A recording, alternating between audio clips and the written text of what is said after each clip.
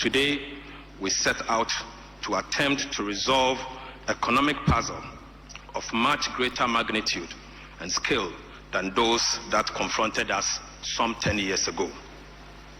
This dialogue is therefore an opportunity to reflect on our economic reality, address the pressing challenges, and chart a course towards a more prosperous future for our citizens. It is my hope and prayer that the lessons that will emerge from these conversations will guide our steps and that we may not repeat the mistakes of recent past. The panel discussions, workshops, and breakout sessions have been carefully designed to confront the pressing economic challenges of our time.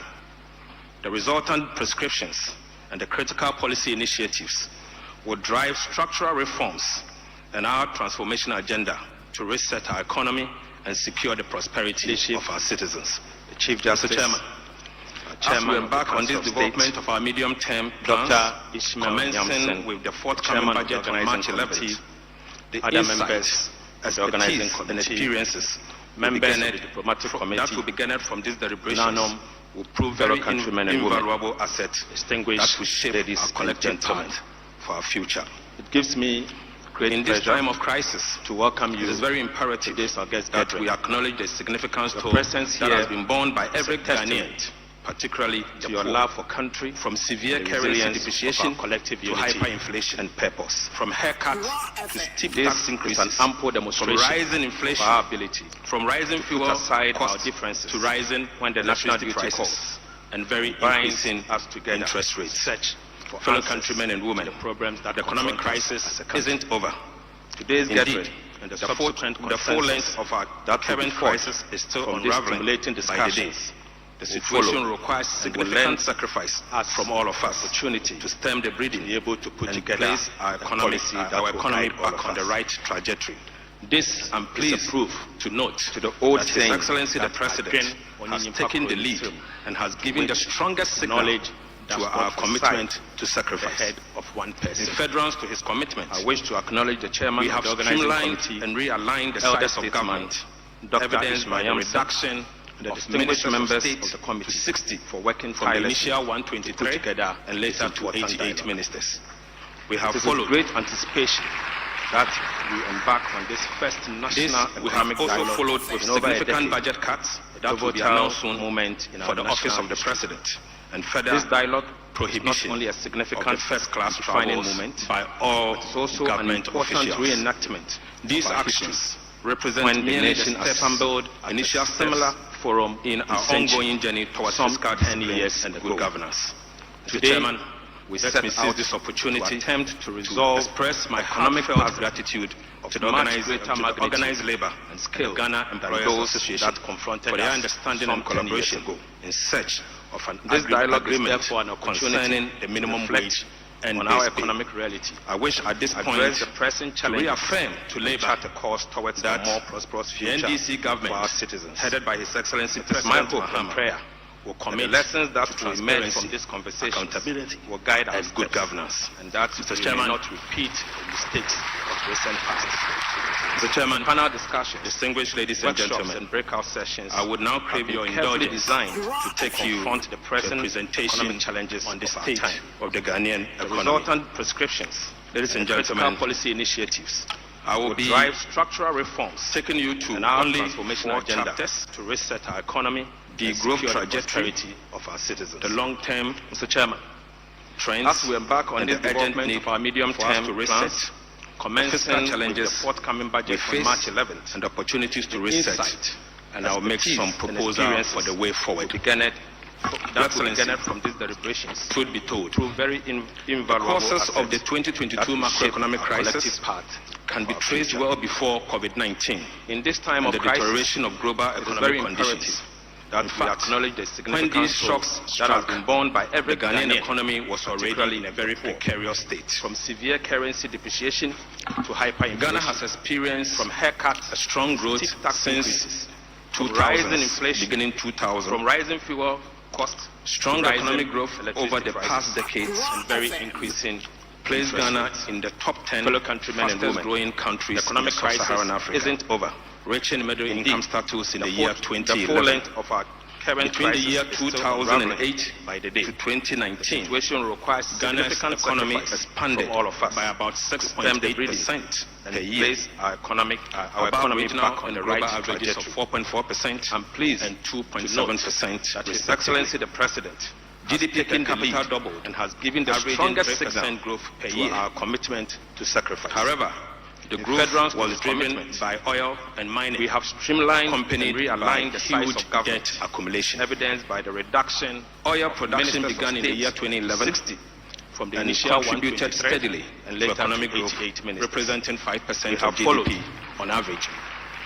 Moreover, between the year 2013 We have and also followed 2019, with significant budget nearly cuts 20% that will of be GDP announced growth was for the directly office of the attributed President to and mining. further In prohibition fact, gold of the mining. first-class travels by all Simultaneously, government the growth officials. acceleration These was sustained actions by increased represent fiscal merely the imbalances, steps, which initial fueled steps debt accumulation. in our ongoing The fiscal journey towards deficit fiscal averaged about 4% of GDP between the year 2008 and 2019, more than twice as much as in the year 2000, between 2000 and 2007.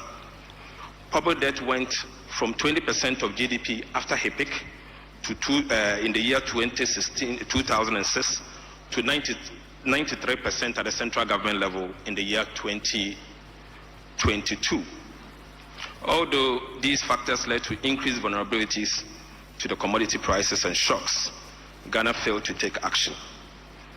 The growth, as we have seen, has not translated into structural transformation and productivity. There has been very limited progress in structural transformation, with the agriculture sector still representing 1/5 of GDP and also 1/3 of the labor force, about 33%. Manufacturing productivity remains relatively low, and higher productivity sectors in industry, such as commercial mining and construction, employing few people, the informal sector and self-employment have absorbed a large share of the labor force, even among the higher income quintiles. This is contrary to what we've seen in some advanced countries and medium-sized countries. Ghana's export basket has remained concentrated in simple products with low value addition. The economy is dominated by primary products with limited value addition, which restrict the potential for economic diversification and growth. Ghana's top 3 exports, gold, crude oil, and cocoa, accounted for 85.1% of the country's total exports in the year 2024. High productivity manufacturing is relatively small and has not exploited the opportunities that we have with ECOWAS, AGWA, EPA, and AFTA. This reliance on primary commodities highlights the need for strategic effort to diversify the economy and reduce dependency on a narrow range of products, taking advantage of global value chain. Your Excellency, unfortunately, income inequalities has progressively worsened. Inequalities across regions persist due to lack of economic convergence, disparities in service delivery, and environmental degradation. Poverty rate in Upper East, Upper West, and Northern region remains above 50%. Rapid urbanization has led to rising disparities within cities. Although urban poverty rates have dropped over the last decade, the number of urban poor has not increased at all. Poverty is more prevalent in lower elevated slums, where communities experience higher fertility, lower school attendance, very low access to sanitary services, and vulnerable to natural disaster. In the year 2024, Ghana's inequality was worse than Cote d'Ivoire, Nigeria, Benin, Togo, and other neighboring countries, unfortunately. I'll now take you to long-term trends and the urgent need for us to reset. Your Excellency, the current growth model will not be sufficient to meet Ghana's needs and aspirations if nothing is done. and it will mean that we have to take an urgent steps to correct this trend. Ghana needs to take advantage of its demographic dividend. With 500,000 young people joining the labor force each year, 500,000. Within the current growth model, growth will reduce to only 3.8%, which represents 2.4% GDP per capita in less than 15 years from now. There's an urgent need to implement ambitious reforms to reset the economy in the next 4 years. Otherwise, we'll go down in terms of growth. Transforming Ghana's economic growth from one based on factor accumulation and natural resource depletion to one driven by productivity and human capital is very critical.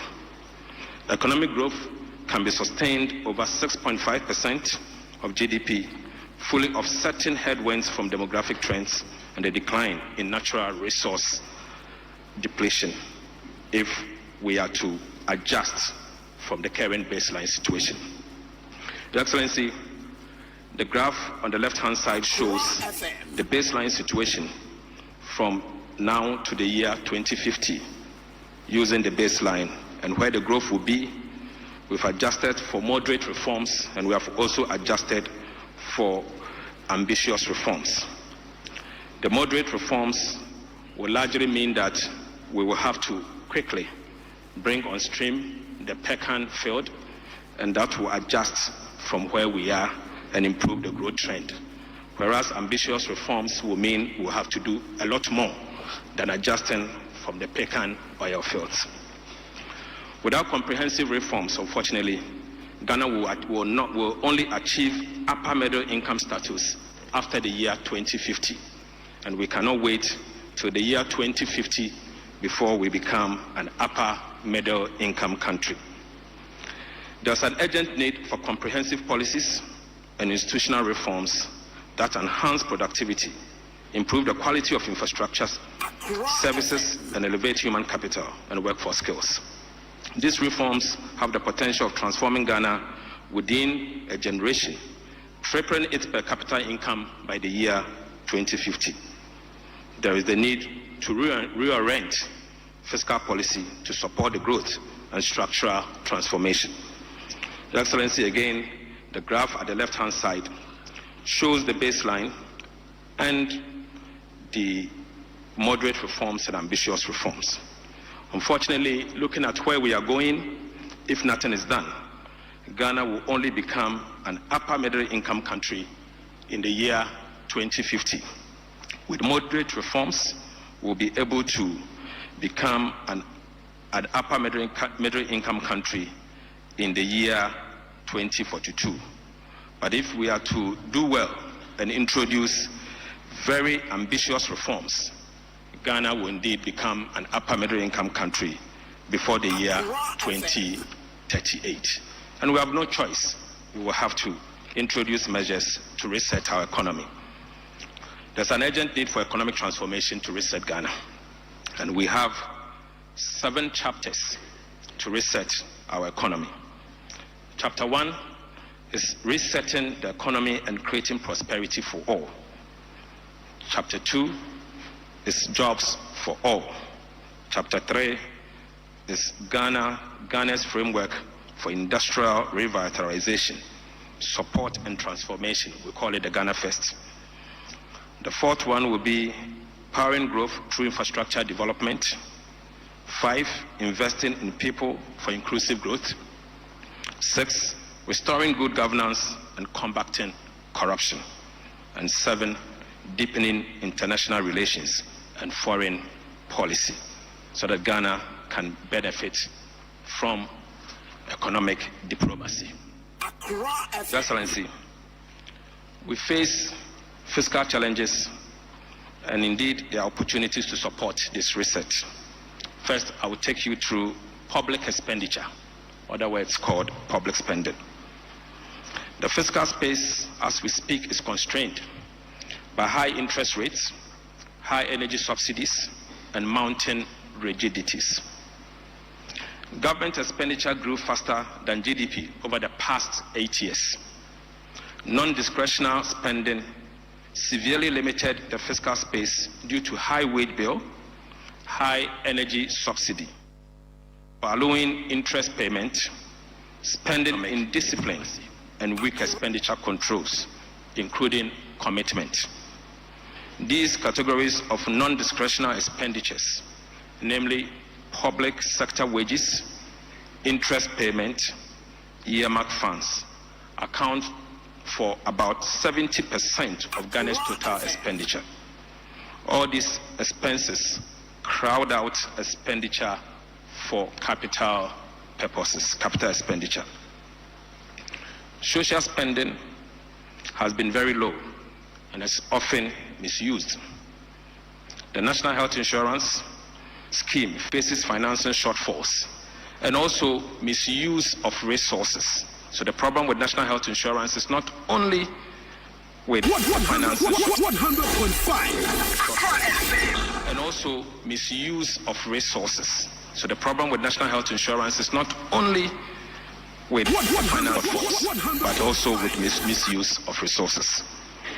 Financing shortfalls for National Health Insurance.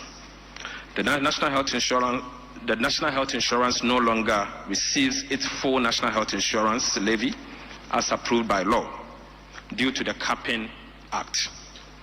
Additionally, resources increasingly diverted towards non-core activities, and this hinders efficiency. Today, less than 60% of the National Health Insurance budget goes to non-claim payment. And you could see that in the year 2008, from the graph, we used to use 86% of the National Health Insurance budget for the purposes of claim payment. This has reduced to about 58%. In fact, in the year 2022, it went down to about 50%. Public spending also on education is inefficient and skewed towards secondary and tertiary levels. Only about 1/4 of government education spending goes to pre-primary and primary levels. Most funds go to staff compensation, leaving little for classroom materials and infrastructure improvement. And you could see how our education budget is skewed also from the graph from the right-hand side. Your Excellency, infrastructure spending again is highly inefficient and mostly uncompleted. Even a small improvement in spending efficiency could lead to significant progress in infrastructure quality.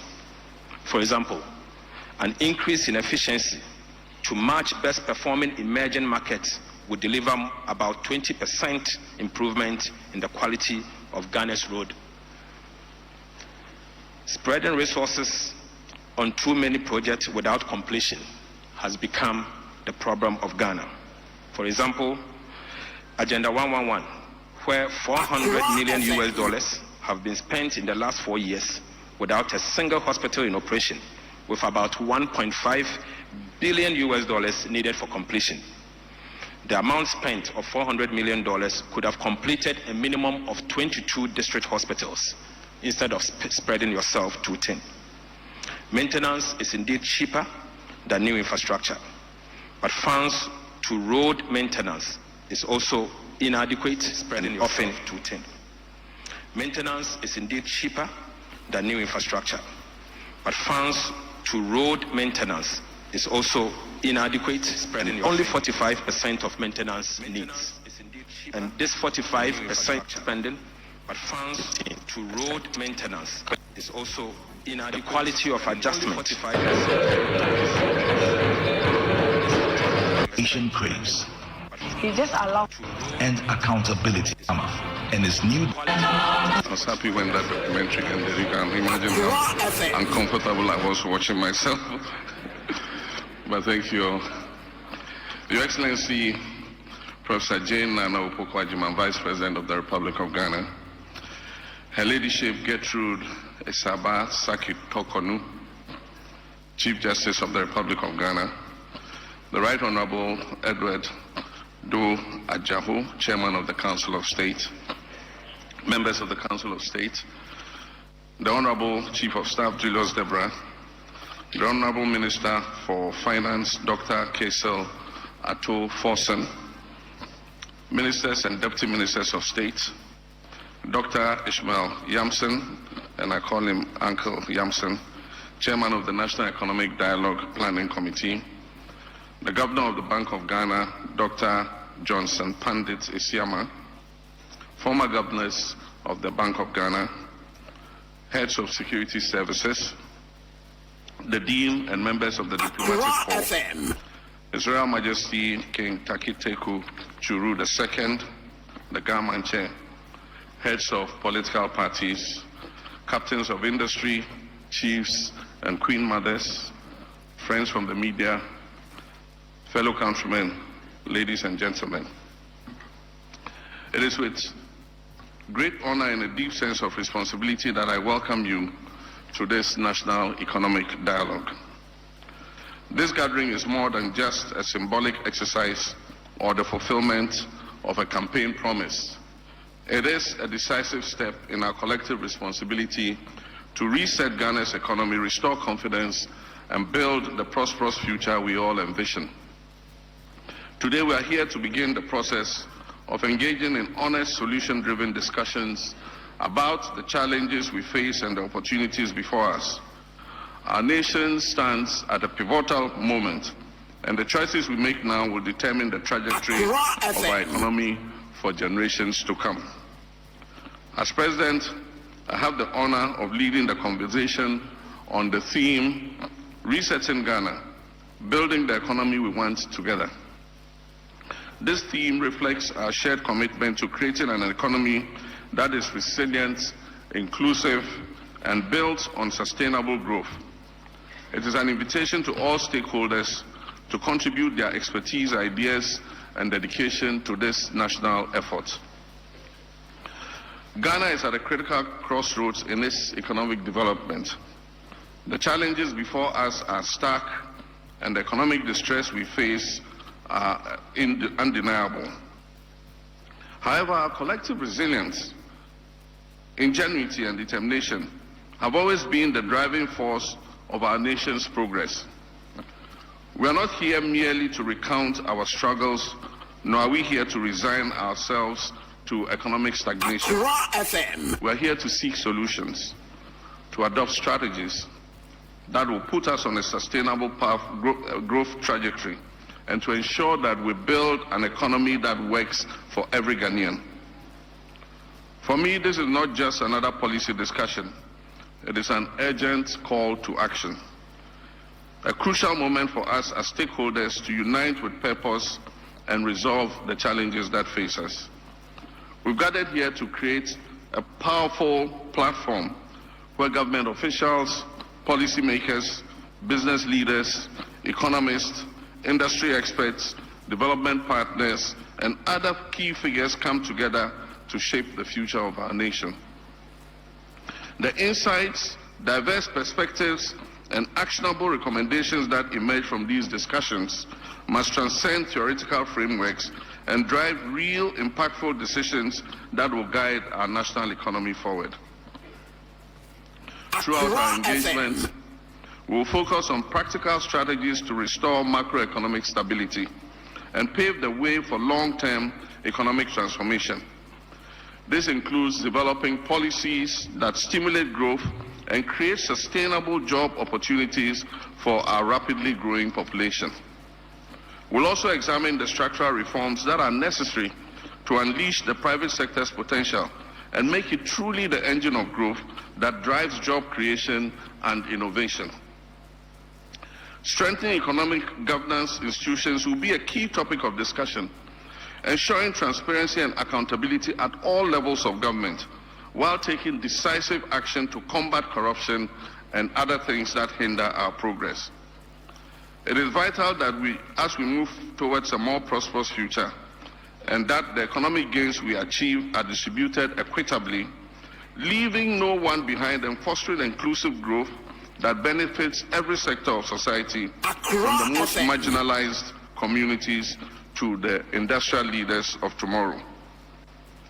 This dialogue is a defining moment, and our decisions must set the course for a more resilient, prosperous, and equitable economy for generations to come. When I assumed office barely 2 months ago, I inherited an economy that was in a state of deep crisis, one that was weighted down by numerous challenges. The economy was reeling from unprecedented levels of debt, soaring inflation, high unemployment, declining levels of foreign direct investment, and low business confidence. The financial struggles that our nation is facing have not arisen overnight. They have been the result of several years of financial mismanagement, irresponsible borrowing, reckless spending, and weak leadership that failed to address the underlying structural issues within our economy. This pervasive mismanagement culminated in Ghana's defaults on its debt obligations. This marked a devastating milestone for our dear country, spawning a cascade of economic problems that have severely impacted our people. Huge fiscal deficits, excessive government expenditures, and overall financial imprudence have compromised our economic resilience. Credible rating agencies such as Moody's, Fitch, Standard & Poor's have all downgraded our international credit rating consecutively, leading to capital flight and a loss of investor confidence and trust. The Bank of Ghana, instead of serving as an independent monetary authority, became a financing tool for government's excesses, fueling inflation and devaluing our currency. The cost of living has skyrocketed to unbearable levels, leaving families grappling with the inability to afford even the most basic necessities. At the same time, inflation erodes the value of wages and savings, pushing many into a cycle of poverty. Meanwhile, the ill-considered collapse of indigenous banks significantly reduced indigenous presence in Ghana's financial and banking space and led to massive job losses. For too long, Ghana has been plagued by short-term decision-making that prioritizes political expediency over long-term stability. We refuse to accept this as Ghana's reality. We reject the notion that economic hardship must be our norm. We refuse to surrender to the forces of stagnation and decline. We are gathered here today because we believe in Ghana's ability to rise again.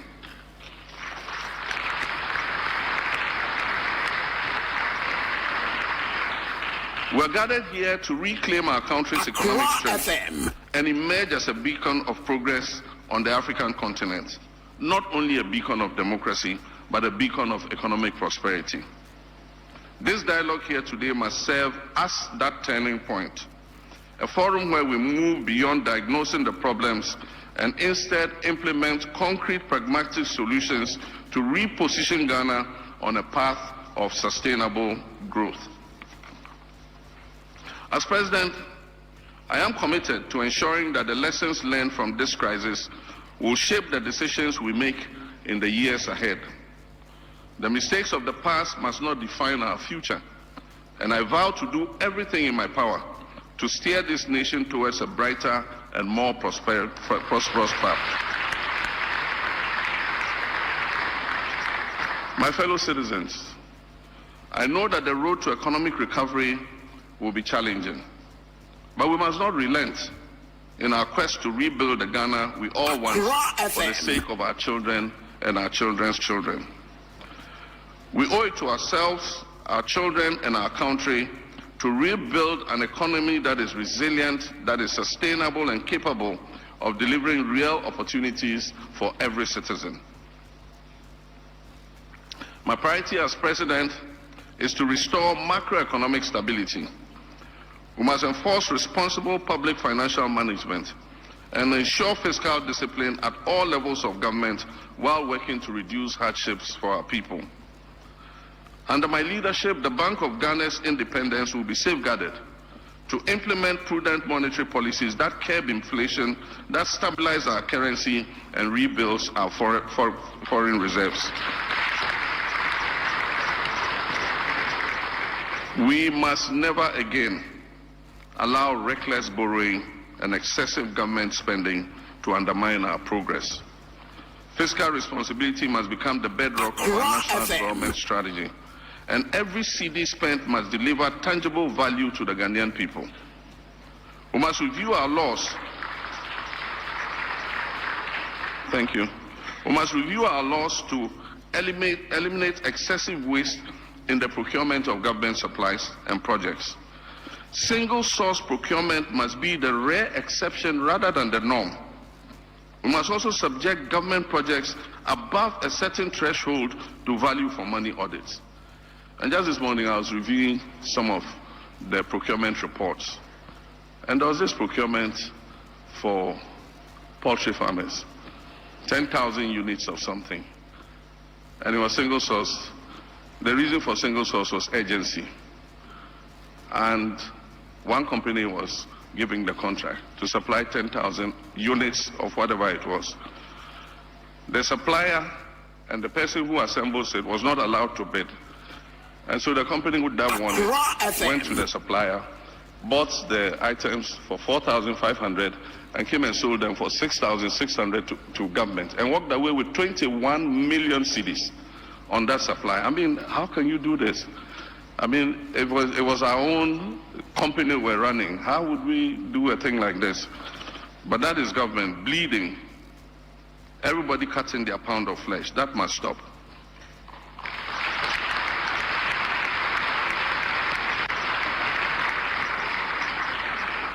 Beyond stabilization, we must undertake a fundamental transformation of our economic structure. Ghana's economy has been heavily reliant on the export of raw materials, such as gold, cocoa, and crude oil, leaving us vulnerable to global price fluctuations and external shocks. We must end this dependence.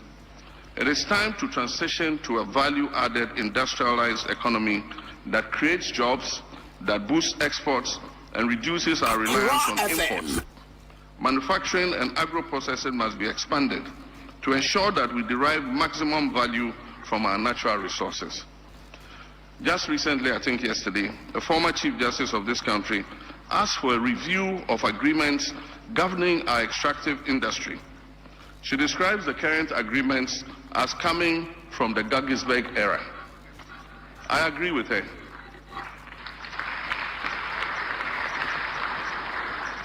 There must be increased indigenous participation in the exploitation of our natural resources.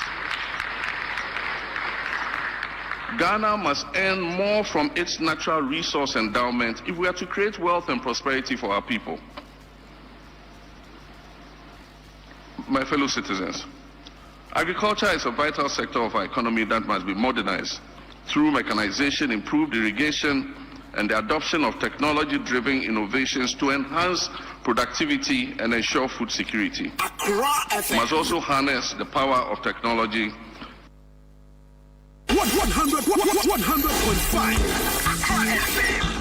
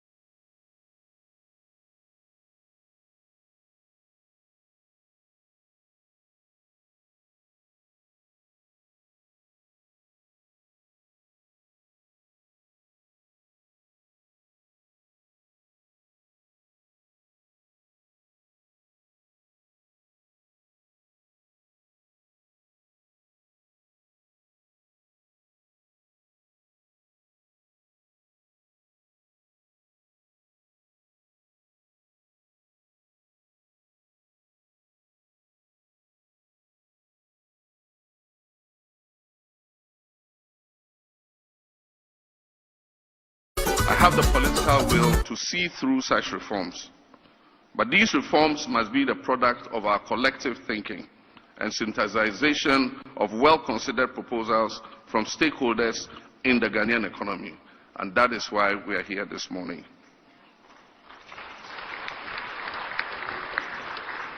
As I had cause to say when I delivered the message on the state of the nation to Parliament last week, consensus building and consultation will be the hallmark of this administration. Because I believe that all of us as Ghanaians have a role to play in the development of our dear nation. And I would very much like 100.5 FM Sunni Citizen Show. And economic dialogue, National Economic Dialogue 2025. Ya ekosu entienu ya cheka karasuwa hon. Ninyina eye. Ejuma nu biya enono.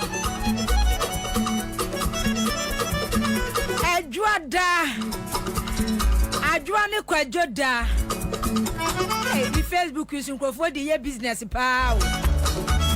Abu post when me Facebook page dey me nje hu kra. Area ya damu live. Ghana's number one television station. CTV.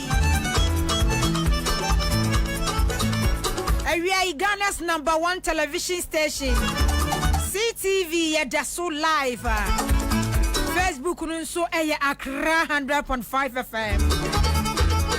Like page, you know. Now they comment it back. Now we'll share at the Maya.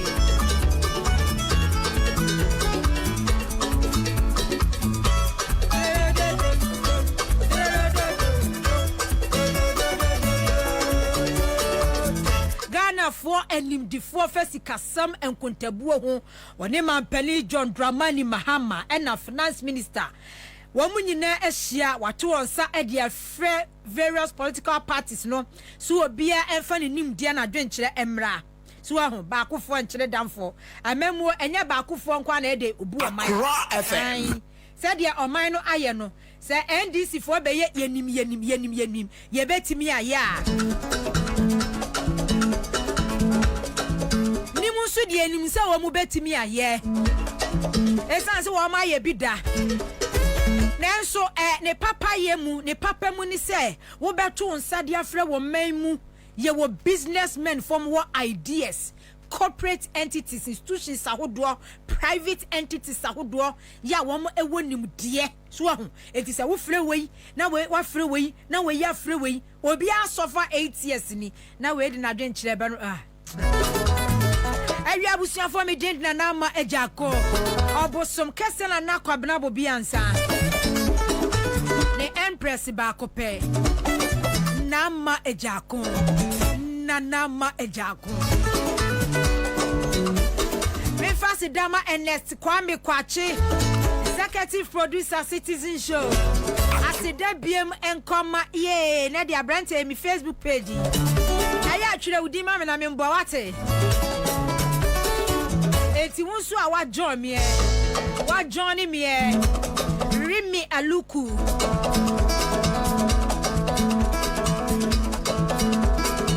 National Economic Dialogue no ekoso no na enkrofo no mo ya minority fo no almost the rest state of a day so etija na ultimi ekwa election na wa reporto na wa lusu poto na okotena parliament ya wo hyemu kitue bi aho ya muan ehyemu kitue bi na odi ato ho se wo ye mighty na mo ye na ne de etitem bia no so mo ba bebu oman a omo kwa na nimu nyansa omo kwa na wonim de ye me enhwefo ye ne yaban ya ba ye involve obia president Kofo ba ye ko involve man ya okoye ne sports minister any 3 months en wo mo sana homasum ni fidi ekoyi nu a wo mo ekojeli nu so ho sheda no wo mo sheda no mo sana homasum ni fidi but because of say the last time 2020 UPSA na NDC for launch one manifesto, the People's Manifesto, before the 2020 general election.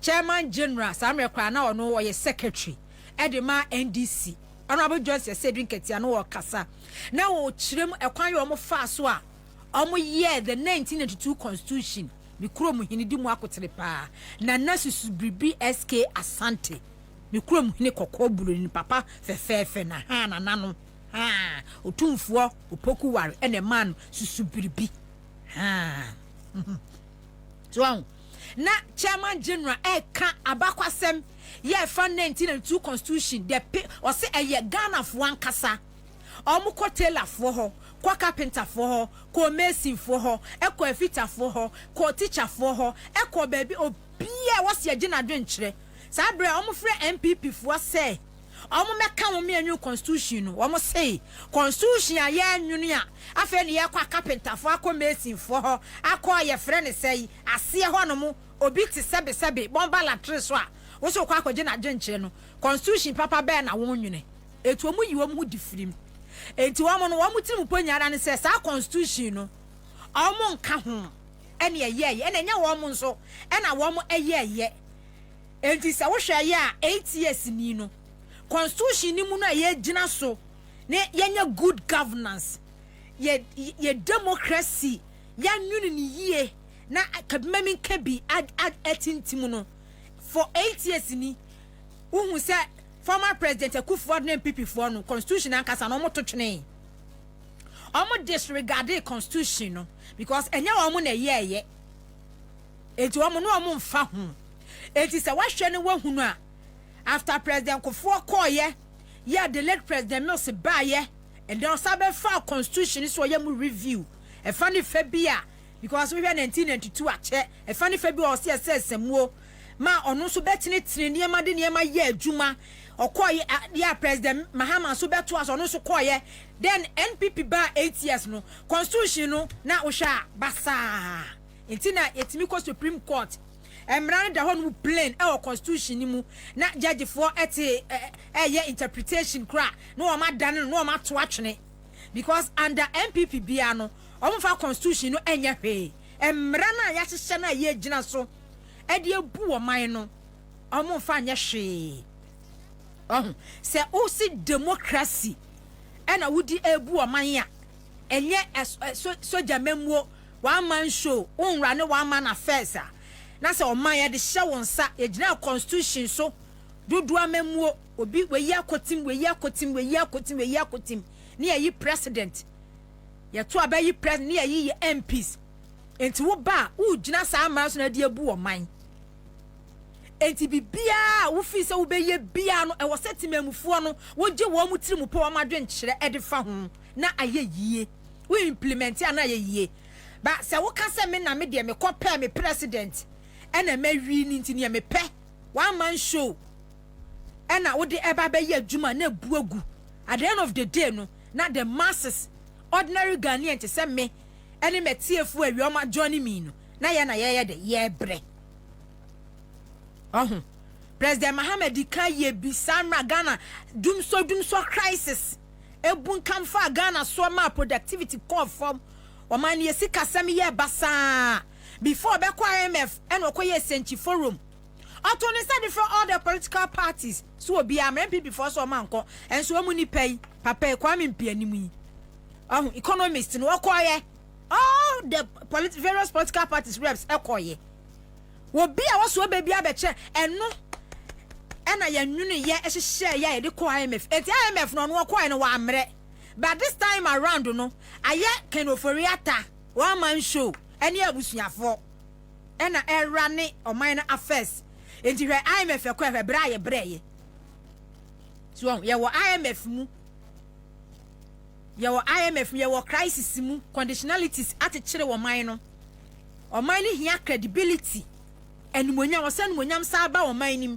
na investors sa ba se o ma yom manifesto edisen kan di say any manifesto dia se ne enke wo ba enu ko hia se afa no ba be frɛ obi ase fo adwenkyere bra se wan frɛ obi akɔ no betimi aye ba efe ese fata se wo be frɛ obi afa na adwenkyere mbra ye wo businesses asofa e wo Ghana ha kofuo nwuma egu eti we no omahia no we ka we ni ya ka bom ni ya hu the way forward ni ya kwaye nim saa ni enwunu wo man saa ni ebu wo man no man na fa no ntuma pa de afra obera ne wa man show a wani be gu asese de 8 years na akufo ne ba omia o mani magu asi ahu tina ba omia na no president Mahama ayi a omkoye ye one ayi kragisi ayi omkoye ye wa Shanti region ya o ka se anopo no kura wa da kura na Dr. Baumia frɛ ne se menua agata wo de e ka ba ye nya ba ma reporto edueme ntwentwe ho kura ma accept defeat inu wa kasa wie me ko kasa magana fo nyina ehu yesu open na adwa firi samre na se Argentina Baumia accept defeat ade ananya asai agire ga asai ade ba biem na aka jak Toronto buofu sa yesi chese Dr. Baumia ntwen ene won twen se no won twen ne yenim de no wo twen no aba beye wow no yenim de wo twen Lodina Sadik Amsterdam tun oh Lodi mama Lodi ya mi nhira wa wiai se wa join ye mon share ye page de mo ye we fe mon block wo mo no a o mo ye business wo page ni so mon block no esinam ladi mon block ni free page ni so mon block wo mo free page ni so no mo jade o mo to no mo che Abdul Razak Sakzone ma John mon block sa page no na onyan sa ensemu no a wo didi no e wo page ni so fi se ye ba be di agro an mo ya ye ba ya no mato na mo didi fraud enkrofo sa mo share me page ni fa na me nkomanim ene minority group so wa mu so yu mu so na the real estate na me hu ne ma bi o ma post enti me hwe ya na me se ye bedi we ya na wom ye bedidi so na the real estate of Ghana no ye de baba be tu dwai enti de wo mu an enti ma posti de wo mu anti mo start ya se mo ba be kan o mine said o mine tie na mo start se mo kan ya mo free se ye de ni a ene MPP fon so wa atwe ye mu se mo de ne ma papa bi be enti de mutimi ya na enti de mutimi ya ni ti de mo de ba enti de mutimi de ba ya ni de mutimi ya mo de ba ya ni ye bedi me kai na akufo adoko parliament 2022 so na Samre minority group na Dr. Kesa to forcing na oye ranking member finance committee set the real estate of Ghana what the baba be tudwa ya kire say UPS ye koye eno kwa dade kwa chairman general kasa ene kasa ye pa na yeti mu nsem no eno na ye fra ne se wo kansem na wo mo kire inflation baabi efira yakwakodu baabi ye debt to GDP e ka asambe na da yeso ye debt to GDP sa international rating agencies do ma rate ye ede ye duro o man ni bobre sa bre no ena na vaccine bia an polio vaccine bia e wosi enyade so nkura ni ma na ho ashort wo Ghana ha ne ni bi na omo boboso so 2022 na do atwa 6 years ka ba o man ni coffers mu over 800 billion Ghana cedis the aqua road sector the aqua your friends infrastructure na chesa akontabuo no sika ne be se 90% e your consumption na wo mu bu ho akonta no e ho na wuti one man but ene former finance minister samu amoka ye no ye hunu ni ti eni ye hunu ni kon eni ye hu de kokohwie ena wo kasa president Mahama say sinking fund but enye sinking fund nkwa na president Mahama Jan ho no mu o enti na ne ye hwe se nkene ni ka mo bae no mo baba be ka kire Ghana for sa so president Mahama ka sinking fund no so ja $200 million to mu no ba mo ma ja 64,000 Ghana cedis no former finance minister Muhammad Amin Adaosa Andamosa hwan na nka wa kire Ghana for sa president Mahama boa na sei na mu jaye stabilization fund na president Mahama kan yesese na net but enede mu twehye am from mighty minority group no it doesn't make sense because ensem amu kan ye nyina no it doesn't make sense nyansa bia nim ena mutimi stabilizing exchange rates massa it's a lie Ghana ni ehia so be ye economist ansah na wahunu said ya wo kan ye ntro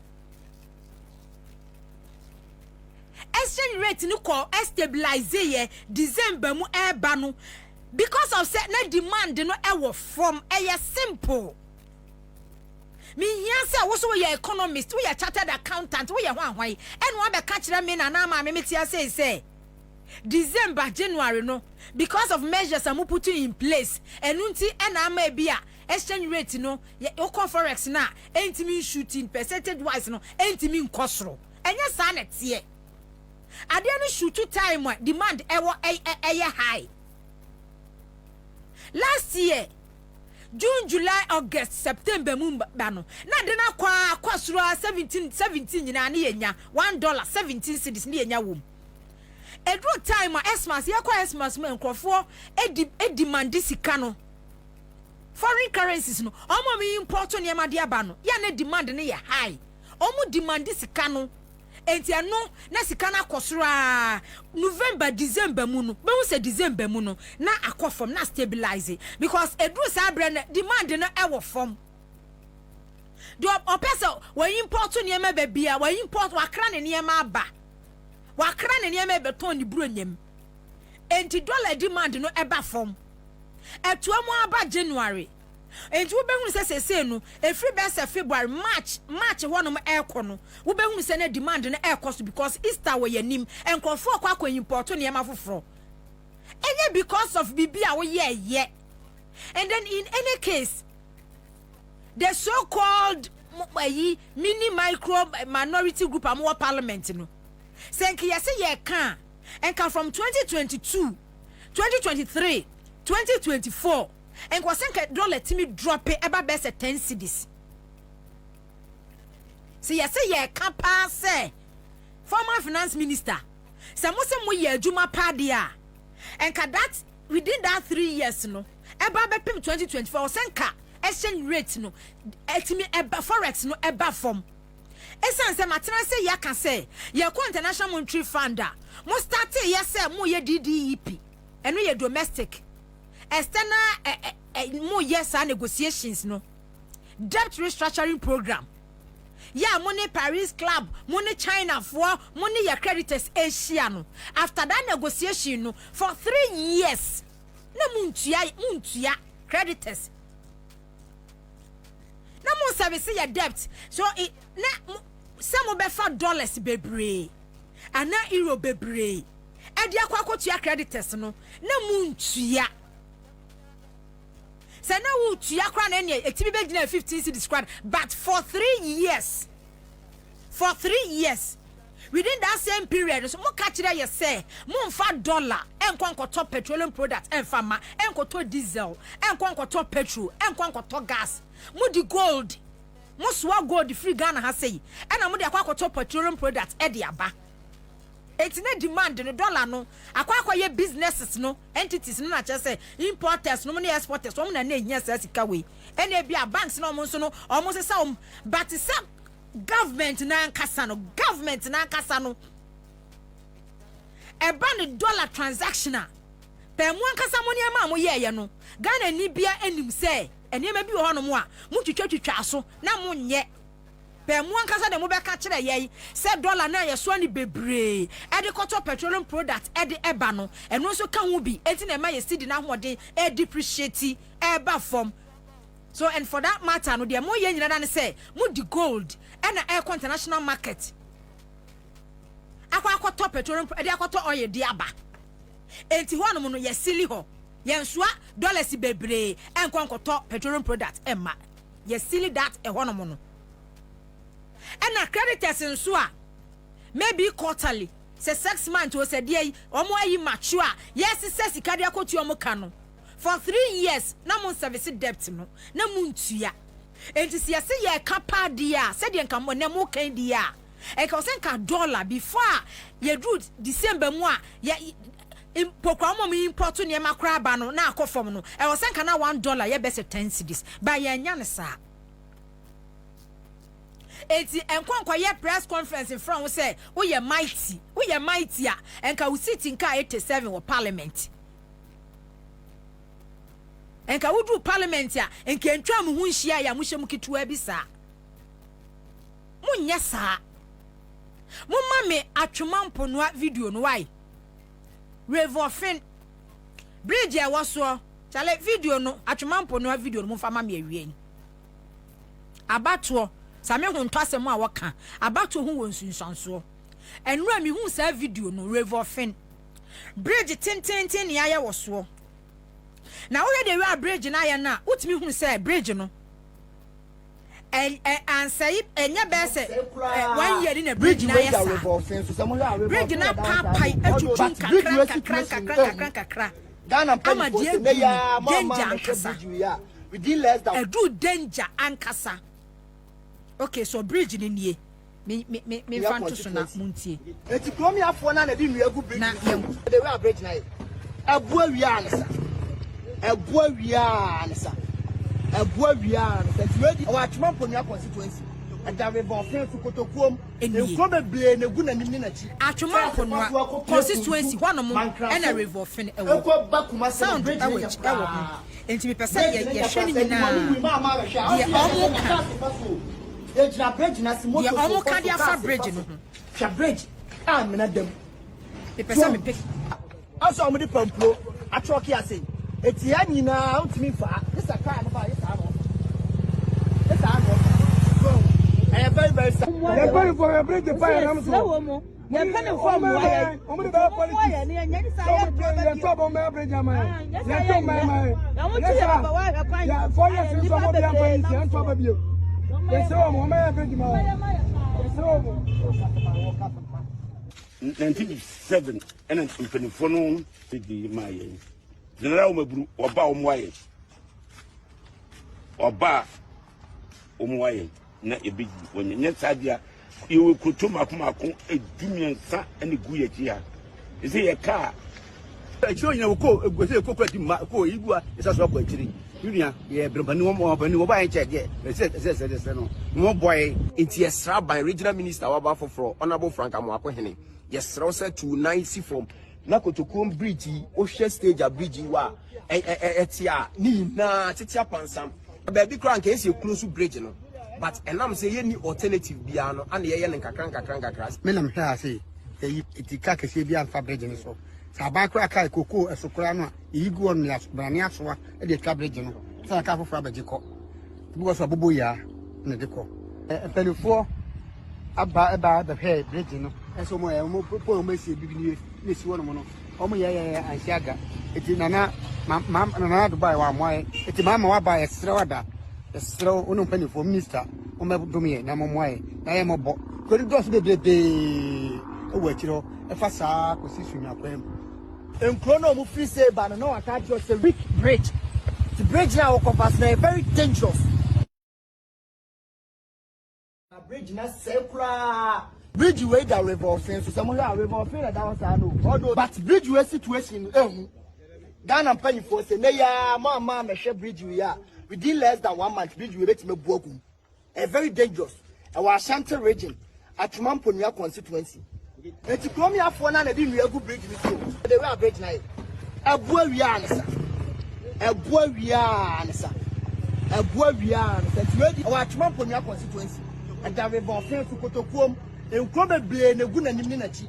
Cast a fast walk of Pio Kunsu, Mancraso, Echo Bakumasano bridge in your bridge in your class any morning we mama shall see like I said na car se faso e na bridge na si moto so faso car se faso sha bridge am na dem tuam aso mo di pamplo atroki ase eti anyina utimi fa this a car na but Isaac Kesiama na the first time no ye youth and sports minister onu na ye member of parliament wo honomo youth and sports minister Isaac Kesiama and na ye member of parliament wan ko ba ko wan ko mienu atoa so 2024 year before election call primaries and will be a kwakotunu said or say akoto ahu ekwanya enipa nam so atwema mponwafo from 1992 mato abadi ama one political party and one political party na fam sese bi mogimi afam se fam fu because MPP fo anim sa atwema mponwafo de ye mu bridge mamo ya anya mu bridge amamo mo beto aba ama wo mo MPP fo ahun sa kwanfo akwantantan Ashanti region mo de mu hia mo vice presidential candidate can say the MPP ni hia the Ashanti ni hia ye t-shirt on hia kwan on hia development on hia improvement e wana brabom mi kuro mo Ashanti fo agrikins ma hini de dikan the hia ye t-shirt anan kansa boadu asefo sa woman MPP ni t-shirt wa Ashanti region ono de anu anu no na edu election na pay 50 man na onya 100 Ghana since 1992 she ensuo kase de ente sa politicians apolutu nsuo no gold a wo mu tu wo sa area ho no munye gold ketwa sa communities also ye cocoa growing communities o cocoa growing communities na no ochire ba fiti ase wo hu de enti akoko board na wo mo ya kwan President Mahama say cocoa akuafo din na ye bo ene de akwakoji loan cocoa syndicated loan ni akwakoji loan aba no ye de aba ye nkran kwan ye de aba ye nkokọ kwan kuma ayi kura kase cities kwan na cocoa akuafo no a wo mo na edo cocoa na ye bo wondin akwaji cocoa loan 1.5 billion dollars no na akwanfo no wo mo nam so nti sai sika no ye kwani ekokoji a ye ni percentage bi cocoa growing communities no yan fancy wo ma kwan wey this is wisdom wey yan fa anwo a wo be jimi ba ba ya president wo be jimi sa gu party asa destroy wo man eye wisdom King Solomon wisdom ebo Jack Toronto ebo Jack Toronto enti hwe ensuo no se wo hwe ensuo na da river of na edi se dika abato wo nsunsanso ni kuro ma santefo onte se mbe mama ni abie no politicians ebefa ye fool saa se ye jimi saa since 92 when 2024 yana me hwe set osai akoto no se se ni me hwe results of 2024 e ba ya penam na mu se da bi enkwafo na ni bie ba because of 2024 parliamentary results about atwamponwa set osakoto MPP nya 29,616 NDC ni Steven Yabua 28,717 so ahụ entu otu se ni de enkwafo ni abie ho kwase adua mutia so 92 Matia so 96, Matia so 2000, Mugusu etia so ko ama major road de ante say, bridge kase de ante say. And I'm not surprised. Say MP so mo wa Ashanti region. You kro mo MP na lead ye. Are you a free year you? Says are you a free you? Na omo bob na so mo constituency ye bo wo mu tutu because the whole youth and sports minister a member of parliament. Na say kwan say no fa so ekwa ne constituency na chese MPP aban eye fun aban fun mu fun pa eye aban fun pa nanu ye hu school fo nkora bia o mu twa ensuo dua e na akroso na o mu twa dua na akroso o mu de aye ayi e na o mu di twa video ni ba out apɛ ni jina me na wase ni jina na President Mahama Facebook page you post to here so omo kwa akohwe de me hu ya ni say defense minister Dr. Eduardo Amane Boama regional minister and abemu panifo aduru ho kwa akohwe sa kwan no ba na akwem so ma start here feasibility study kwa mbefa so a on be ye bridge no ba way major road 8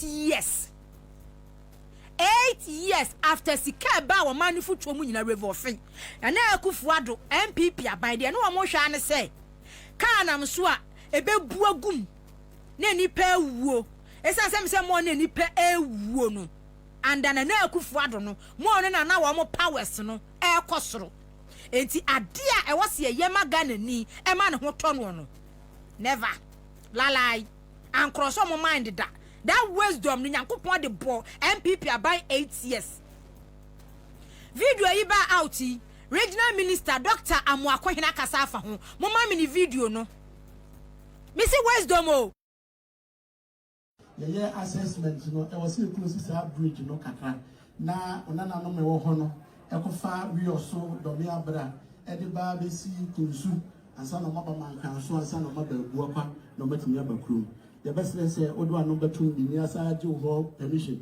na nanom atimi ni aya adwe ni atimi close bridge de kakra omo di emergency technicians e ba ye betimi akina so na ni moni mi le atimi bridge no na bridge no afa ni tuma pa asa ifra ye assessment no e was close to bridge no kakra na onana no me wo ho no e ko fa wi oso do me abra e de ba be si kunsu ansa no maba mankan so ansa no maba abuo pa no matimi abakrum the best say odo anu betum bi ni asa age ho permission na nanom atimi ni aya adwe ni atimi close bridge de kakra omo di emergency technicians e ba ye betimi akina so na ni moni mi le atimi bridge no na bridge no afa ni tuma pa asa ifra ye assessment no e was close to bridge no kakra na onana no me wo ho no e ko fa wi oso do me abra e de ba be si kunsu ansa no maba mankan so ansa no maba abuo pa no matimi abakrum the best say odo anu betum bi ni asa age ho permission na nanom atimi ni aya adwe ni atimi close bridge de kakra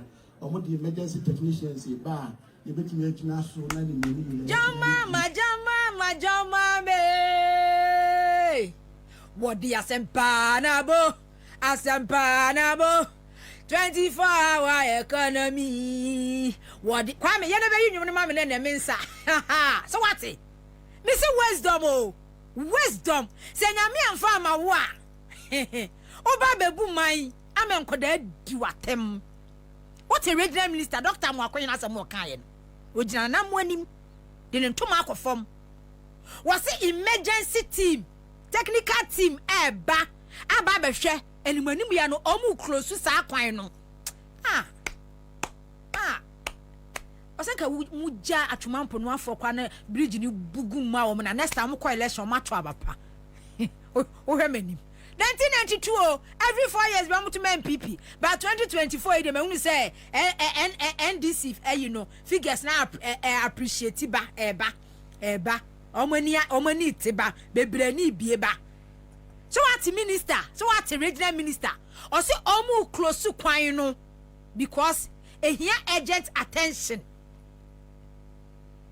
here urgent obia bedi 8 years sports minister aye MP wo ho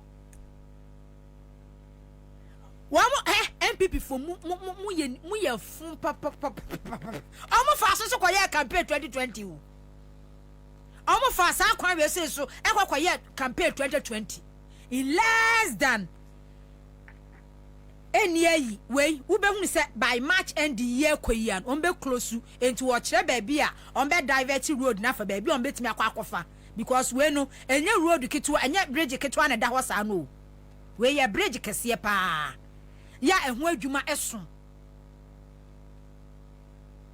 mikro mazanti for mama ni ntio mama ni bie because ya na kan asem se do pa de akobokotoko no ye ni na bro ade a wo fia wo ye vantifo ne kazi wo fia wo ye ai ena do firi dua pa na de ye pia no enye do firi dua bone ena de ye MPP fo na de MPP fo wo ye MPP na enya ade ekosi wo sei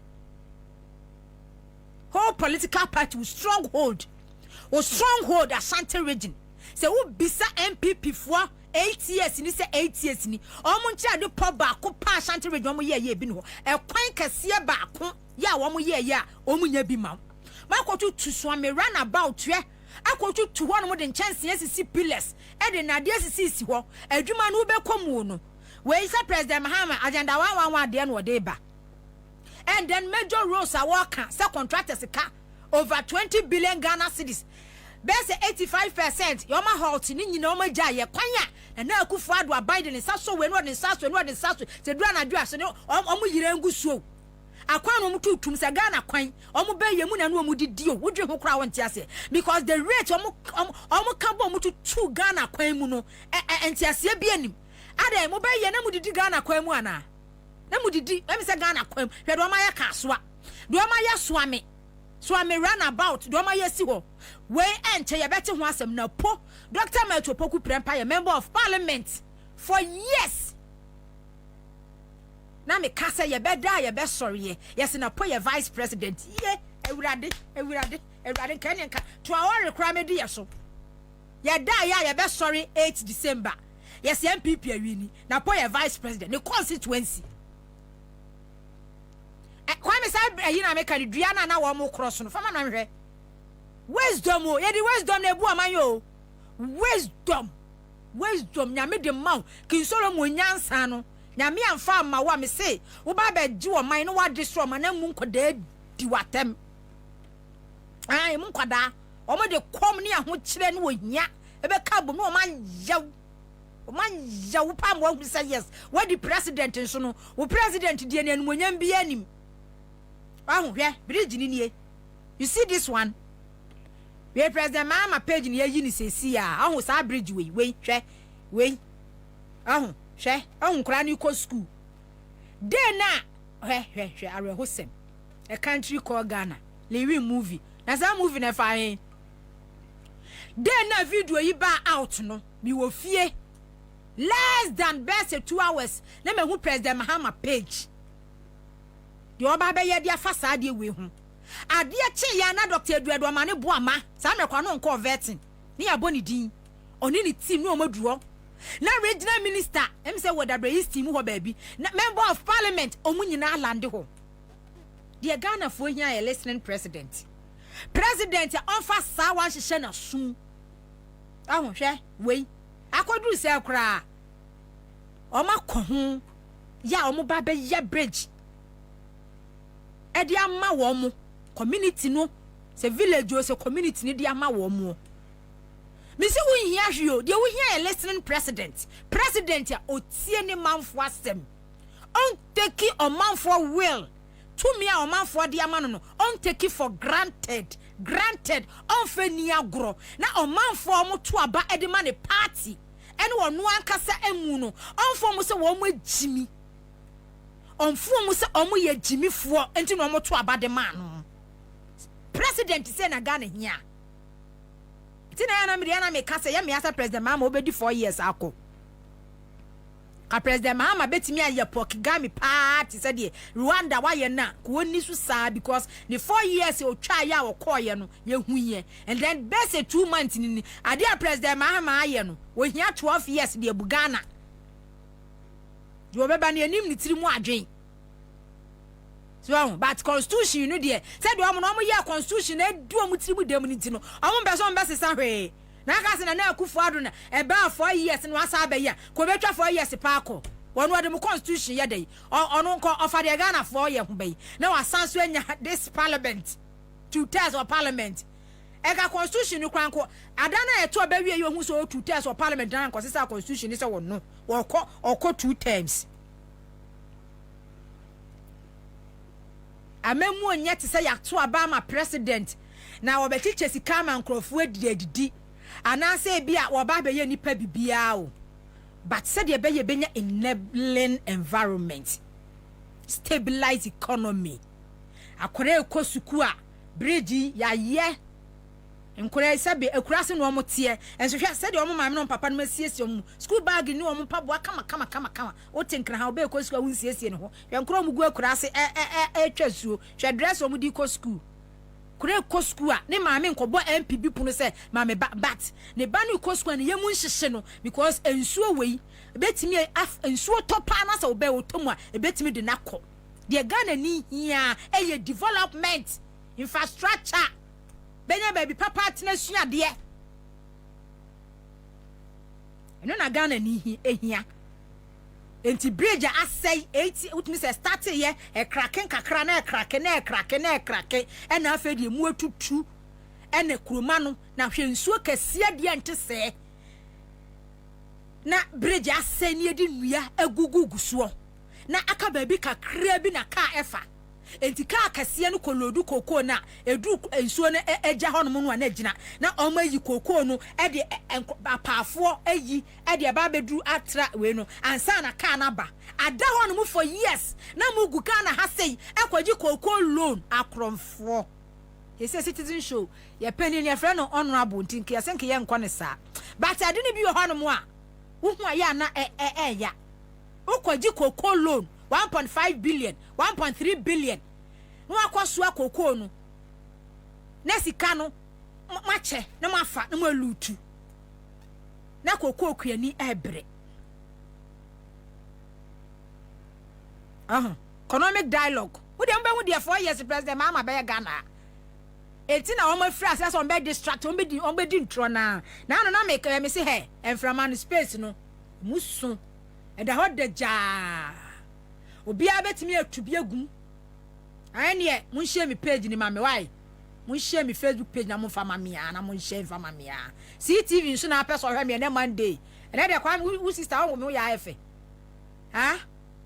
why efe se na jan kwan chen se wo tojo lo fa blem timi ra restaurant se wo tojo lo fa and dey Facebook na ni da ho se boss KKD ni superstar ba ko pe bright power Facebook ni CTV so nkomani asembe kwa na make okay kwa me refidi ayem koyanim ne yam twaso President Mahama nanu Friday ya sword cutting hard village baby abefa bia no mo ka na Christopher 70% yes national cathedral na mo se mo nte ase a Christopher 70% yes national cathedral na mo se mo nte ase na hard village ni de unim agenda o speed ya President Mahama Deba no MPP fosuro speed ya President Mahama Deba no musuro first hard fee wate so from 75,000 or the best 62,000 wate 13,000 the free so almost $1,000 wate the free so omusuro hard village you say Martin Chiremu so say airport for na ye omusuro because Vice President Mahama from northern region ba onye Muslim the Vice President oye Christian so but enya Vice President 8 years oye Muslim onin kramofo ya fasting Ramadan ekoto pagani mu bom paye ekoma ekaba ekoto ere mu mabofom epagani twetwe wiem ekoma ekaba meka one ne yira kwa ba o wagan ha se hu ye enkramofo akwantu President Mahama Matamale airport kura no na omo ha wo ho so wo megu nkra ha biem ye hu se aeroplane mi tu efiri hwado wo kɔ under President Mahama omo bai ni nyina omo asɛ no oye hard village afa omo trim omo hunu kwan ya 2028 omo be ko nzogo community sa akwakoye campaign enti se no do omo ya ne se any opportunity the least opportunity on benya bia no person mu insight yes omo person mu tumfu tuogu wiem sa no mu insight ena yes national cathedral ena mo se na Christopher organ has 70% ena mo se dia na mo se we MPP ni bia bebie wa no aka national cathedral ho asem bia dia insight Ghana fo bia no onni mu nyansa because at this time no we ye MPP ni amaka chose mo no e say me better me enlighten me bia mu adwene wisdom no e wo se ye mamu bi mamu di e me nyansa ba mu tirim e wo se we nye opportunity wo social media so radio so we ye communicator madani social media warriors no wana mu di akono a mo mpanimfo no aburo wadi mu party ni Ghana fo no mo nka nyansa stem fa nkire wo mo president bay and a wisdom when it's trimwa or best spending $58 million so the two amena se odi two amena yeni kromo ase nkran se na enkramofuo esi mosque kase ka wukudi tax taxpayer ben money near this year. Oti so mo ye lala sulala se wo mu si saka yi mosque kasiye no o masi meka etiri ba na e waka wukudi no wo oti se o mu so mo ye lala sulala anasa oti se president Mahama NDC to so no oti se ye ka se ye twa sika bia ye de ekwakoye ayi nkamufo so da kase de amom oti bi wa Ghana ha enkramofo na lagifo no the last time when I was so there, me Cassia pa adwuma ma ye wo ho na sa wa kodi president wonu nya nkopa akwapam na se se o ma be di president aba be destroy wo man wo ba be ye ayi Jack Toronto aba be destroy wo man na ni wunya nkopon kro no se wunya nkopon kro no awo na wo se o ma be di president akwapam a I was set taxpayers money $58 million. Now no crash large crowd by a crown. One more day to report no dear woo woman at the other crown. $100 million. No one says he can't any a can. Now we sight it. And a hard village in our seeing. What about one more? Say as a gramophone emphasis camera. And as a Pentecost of war, ye tam yesika. Tam wa ya huchiriana, ye chairman. Pentecost leadership etam yesika de ma akufo adomo akromfo so munyini no what is president Mahama and as vice president and as hajj committee no alaji Collins Dauda mu committee no what is so mo nenam so mo yala la sulala de akoye hajj village ye mama sa chance no ye mama sa chance no wo Ghana say ye no mbeko no munga mu because 8 years ni bra ya bre no ye no be ko no mungamu se mo ahunu nyansa na e wa ban mu na se ma ko opposition so mu nhia da se mu be hunu nyansa hwe mu start man ayi Traore Burkina Faso $58 million Burkina Faso abamu away onya 40 years Ibrahim Traore tomato factory ye $10 million $58 million ye $2 million so anka Ghana ke benya 6 tomato factories 6 factories baku nsia unu ni paro do anka e be give a job opportunities e de ama wo mu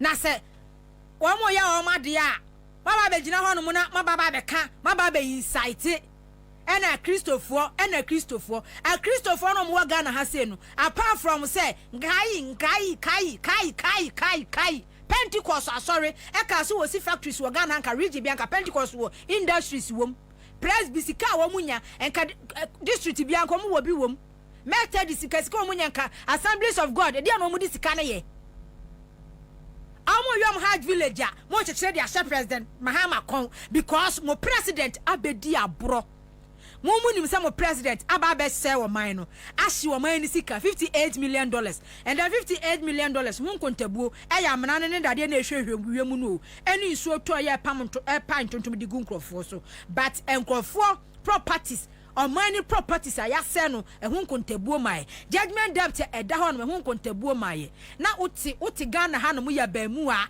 eya baba wa uti Ghana hanom usi wagimi oda so defend the president Akufo-Addo any national cathedral because a your political party and I didn't buy ye enti enya kura wo be defend say wagimi enti mama me Burkina Faso tomato factory no Traore na president Akufo-Addo ni EU no mu ne ya ba betena nkran ye meeting e dia fa neighboring countries a omu ye ku ho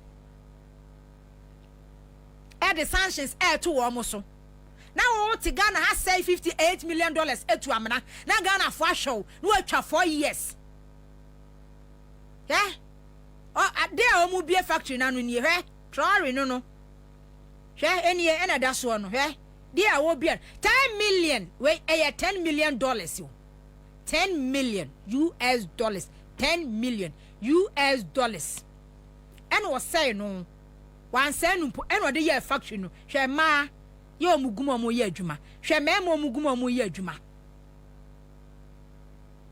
hwe tomatoes no Burkina Faso and na wokwa Ghana domidwemu a ento osegu no nyina afiri Burkina na nka na vrongo no afiri Burkina ene wo mo ton ko farmers a wo mo do tomatoes no sa farmers no enya adwuma eye se wo do obia tomato farmer wo Burkina Faso a apart from the corona ankasa mu die the neighboring country to say Ghana na na Akufo Addo government ambo braman the yeba beto e de aba Ghana na no metei say tomatoes kwa 2 weeks bi akwa no $2 million asay e na ye to de ba Ghana ha sei hwe so ehun president ya owo vision $10 million 10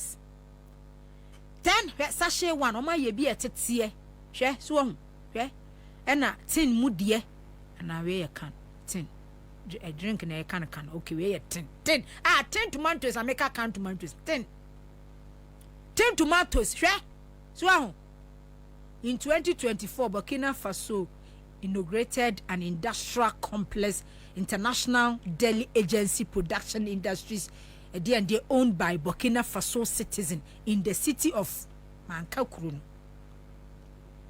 $10 million into $58 million no $2 million kahwa and ka tomato factories baku nsia nanka 16 regions yahwa regions pa omodo tomatoes ni yembie sa factories we se bi honom ni ehwe nipa dodo a through this factory ebema wo munwuma ni yete Ghana hanom na nipa over 2 million de chese kodwo to wo mu ni adwumaye na se ye ka national cathedral na enyam aniwu momfele mokwa defend the Buhari hu nyansa we wisdom Yankopon de bowa wo ba ba ya president abedi nsemu ni sa man kwada di watem wisdom woni bi hwe enkrofo wo factory ni mu omo ye adwuma hom bebirebe so hon enkrofo a omo wo Buhari factory mu a Burkina Faso's tomato factory hwe akuafo bedo we last scale akuafo bedo wo wonim say ye beto so hu na akuafo na do wie no omo a omo twi tractor omo twi trucks ya ye be she tomatoes na gumu o omo de ba omo wa factory ho a omo hohoro tomatoes ni ho hohoro hu e wo ho omo huru hu wi a erugugu yi mo pagya de kɔ wo ho omo a machine omo di kɔ gum e wo ho wo mo hyehyɛ tin no ne rubber yi pack no obi ade wo ho 81 factory no farmers ni chese labor force nko a produce no enya sem ketwa eye wisdom misi Nyankopon di anfa ma wo a wo betimi akwa election enya 100% uni sa wisdom no a wo be mess up ama kuro no mutimamufo nkoda di watem because o lack wisdom nimdia ye di bu o man no mo lack na mo lack $58 million mo fa national cathedral nto nchen pacho mo nyime na mo fa Traore and factory nto nchen na mo fa national cathedral nto nchen so ahu na me lighting MPP fo awie mo hunu se masa watena ba mu sa defending kwase ya ne ma wo opposition defend bia mo kanu kura kire mo mpanimfo yen kanu kura kire yen mpanimfo because the president Mahama na ya ye beka yen nyan ne da na president Mahama so kura de Ghana for president Mahama ye nimu no so kura de ene menhunu bi say pa de nim say o ma use taxpayers money fine so enye da mufi se eyentro a mobetudi agu amfuturo no eno na betimi amamaba power na mobe divert attention na one ene social they say NPP co-opposition enuru ayi obia dani ayi wo social media commentator wo social media NPP fo nyina twom ho agu social media so baby abefa bia be hia bi baby abefa bia say airspace ni so obi apesi owuram and then agenda o setting nyina ne say Ghana for pe ensem atie Ghana for de wo kan tra hey answer e say de Ghanaians are discerning no Ghana for adwiri mu abie Ghana for ani ate enti no say wo kwakotena na wo kwakọ justify ena president say Ghana population 70% eya Christopher ena wo si national cathedral ena Ghana for kan ye eni ebe ye hajj village eni ye de man kramofo agenda na ye simple muni campaign message amode be konzongo communities 2028 but ena me kire wo say 58 million etimi bie numa ebie numa ema Ghana fon pem enya biye wote so bi ekọ Kuwait na nipa ne kon Dubai enwuma mo kwakọ bi ho no mo a ya tete ni sika obenya bi on ma de ba cedis ma 3000 Ghana cedis enso adwuma wa kwakọ ye wo Dubai ni Kuwait ni kata no enya adwuma ketwa enso na ni giso obekọ wo hia Ghana ni abrante a wa sori anopa so anema Efri Medina onemu saa di bedru hatwo anemu saa di afapila 2 because adwuma ni hwanu ma wo beye wo hia wo bi jeans egu ni kon ho bi gu ni nsa so wa sori anopa apampamu store wa bie odinam mu efri odoko wa ba bedru Christian village opadwuma ebe ma ne 1000 Ghana cedis a month ope adwuma be ma abamuwa Oba ebema ne 1000 Ghana cedis a month ebi ni ho entinia wo ye ne se apampamu stone wa bie na bema sorry a wa hyehye rubber saa totoaso na ejire no no de kọ enti bisa ho se $58 million no papa panimu te se president Akufo-Addo MPP fo a munamu di na chie mo ne mo vice president and can a beer factories, tomato factories, baku 6 ewo Ghana ha. And as a bema or bar, enya be ye ya. And ka enyen sin say, about what you do a padia gu. Near Bamana, near Bua Contasi spending $58 million. A wisdom. Wouldn't be. Enti ene obia started less than 2 months obia about President Mohammed so obeduma ye obia about President Mohammed no obia so hwe de wi President Mohammed ye no nso a obia hunu say MPP bema power be chepa because obia hunu say enti amemu no eye flexible sa ana ye dindindin kwa ya de soade esi Ghana fo so sa no Mantimi anfa ayi cathedral na nto so amame on me se onfa cathedral no nto nche no onfa tomato factory no nto nche they are spending $58 million de ye ene de obi edi mu $10 million aye won country a enkofo nya adwuma eye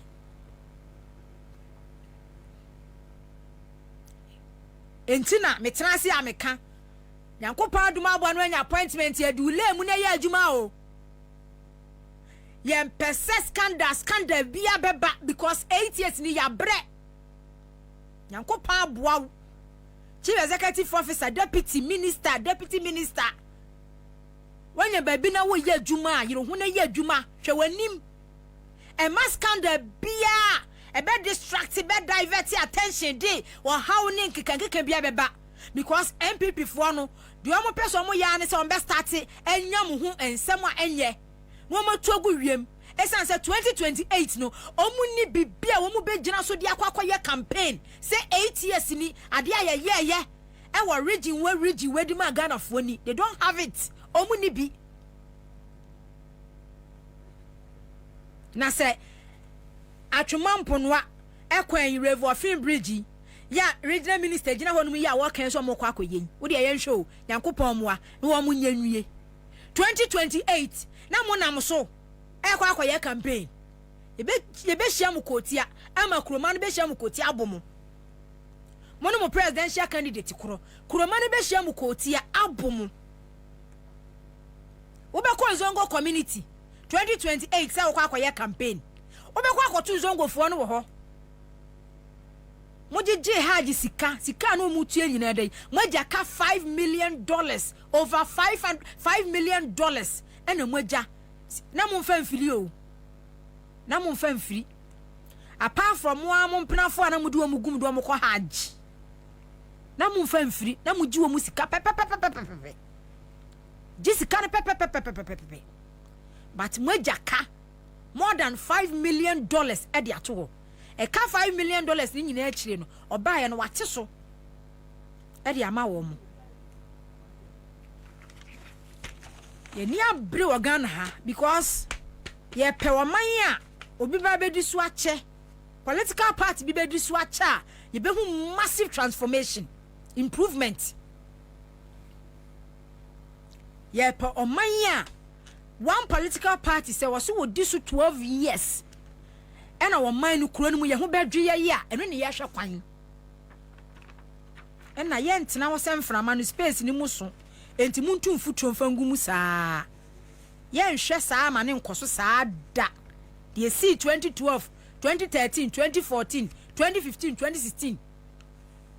Ya Ghana politics eye ntro saa nkokrawafo.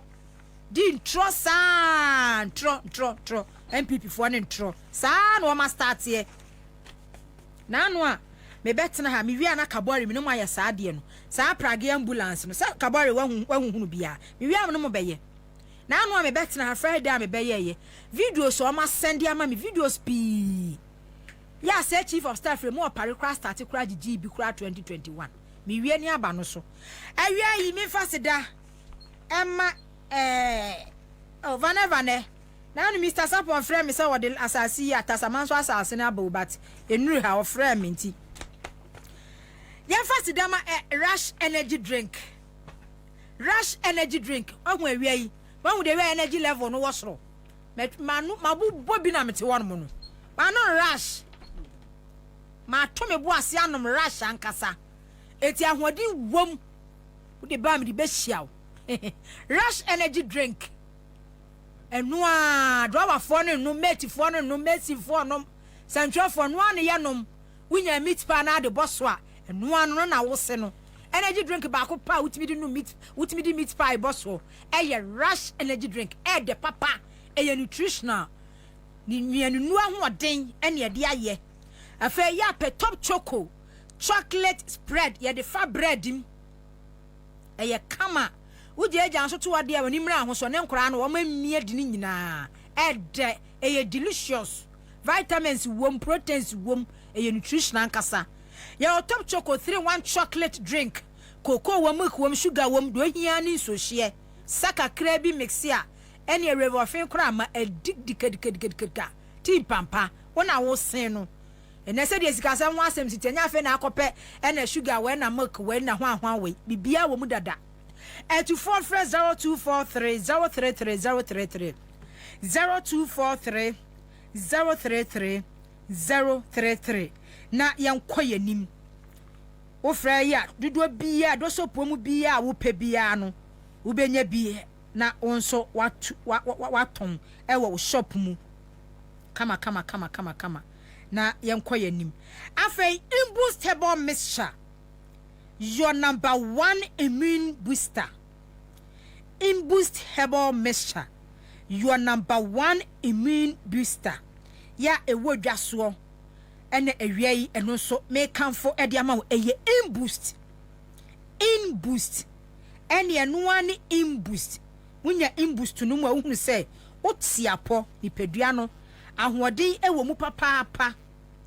Obi ayade hihye ho no phone do kro nkakra yade abo patebra to fam ajo ho a enye infection bia chronic disease bia ba so bia no pe imbusable mixture no wo yare na wo dadro so a no imbusable mixture na wo ho ento wo ntem wo frɛ kwa me mame why Ghana ha ba bia tonu bia no benya imbusable mixture ato wo benya imbusable mixture to to phone frɛ 0246 208496 0246 208496 Okanshi drug lane ba bi eton obi abenya imbusable mixture.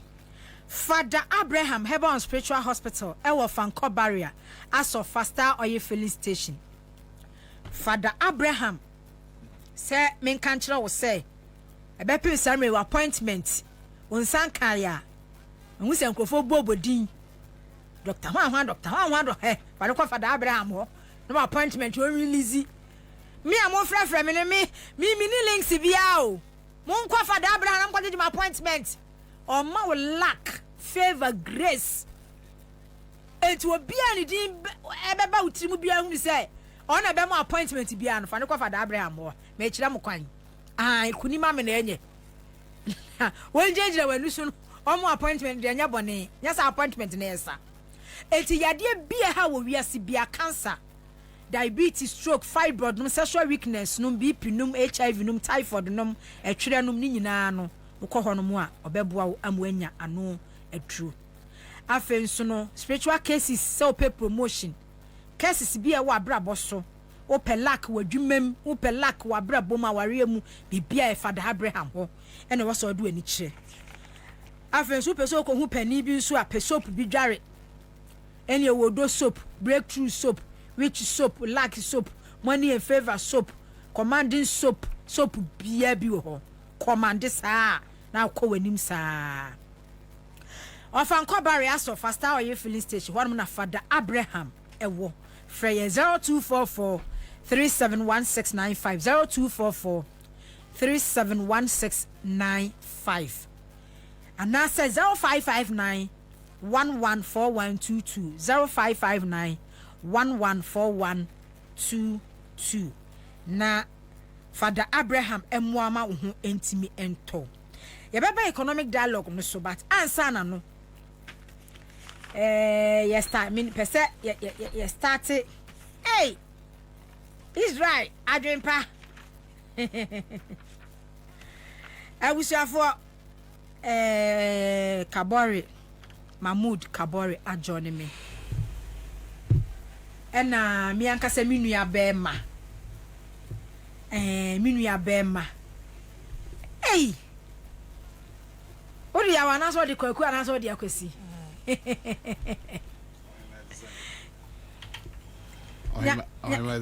nya mi adom Kabore pacho wachi kakra se obema yi mi microphone okay Kabore akwaba ya bro boko de adom ompaibo ahwe yenzu kan kakraka Edenyamiasi.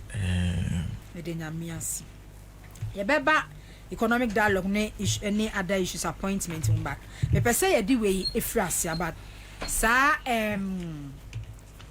pragia ambulances na Jandam. Oh. Ebayen. Over the weekend we man Mr. Dua starting story di mamia. Daily guide. No August 14, 2021. My Sunday, Biama, Kwame, yeah, we factu we no mami why. Chief of Staff receives locally made tricycle ambulance. Chief of Staff receives locally made tricycle ambulance. Into sure, Madam Fremo Pari Ejdaha. Daily Guide and a year story August 14, 2021. And no what has say. Inti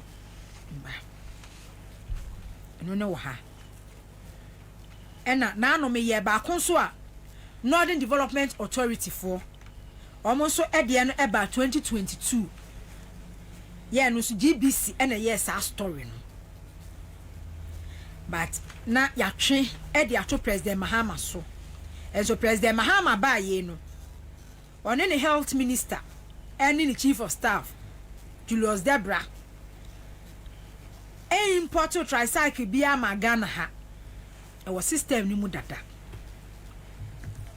Kabore menu aba saboko de nyame adom yegu sufi adomu ekwadomu maye momo abaso ojuma so amudie na yemfa enchia mudru ma watifo ne wahwefo all over the globe wono age breni adaje eni di jumadi okay enti me ba eni edi picture na to so no Madam Fremu opare na ejina ho no Madam Fremu opare na 2021 because of COVID-19 no she nose mask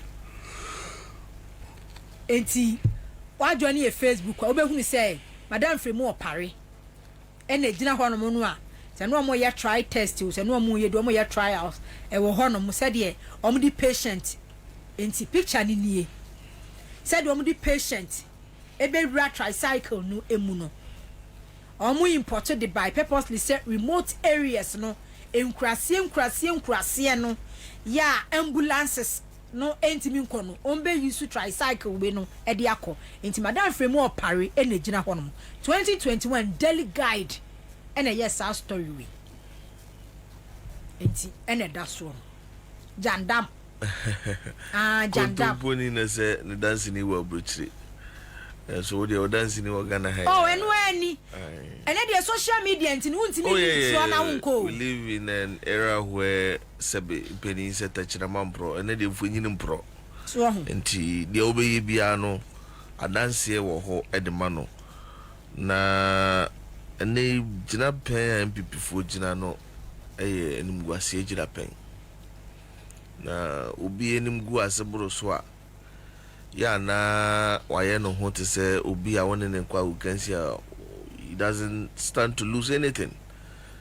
Sebi abua branches.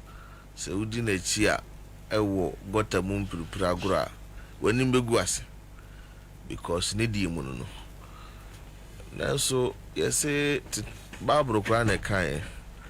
O say sebi unka kwasi aka nsemu a mamu ano nanka nensem no nyankwasi asem na so babro kro no ansa se okwasi aka asem a toda man muaye yesa na dwene mu no bet se we ni ansafo in the world of disinformation and misinformation no say kasam to so na wan fanchire mu a ewu mu said yeti ama a lot of the people tend to believe say no kra nti unim se me no ga se Ghana fo bi kra da so gidi se jomama hotel wo Dubai nipa ne bi da so gidi na se nipa na o kan no minu ya be ma kwadwo smart o kan no no agina abonten kan se asem o kan na ye ntro good wan hunu bi ba bia but see ade ye ma obi an ko sakra ansa no be ka se ntro because of technology modern social media ne de keka ho said ye wo kan no kre afem pem mienu aduenu ba ku 2021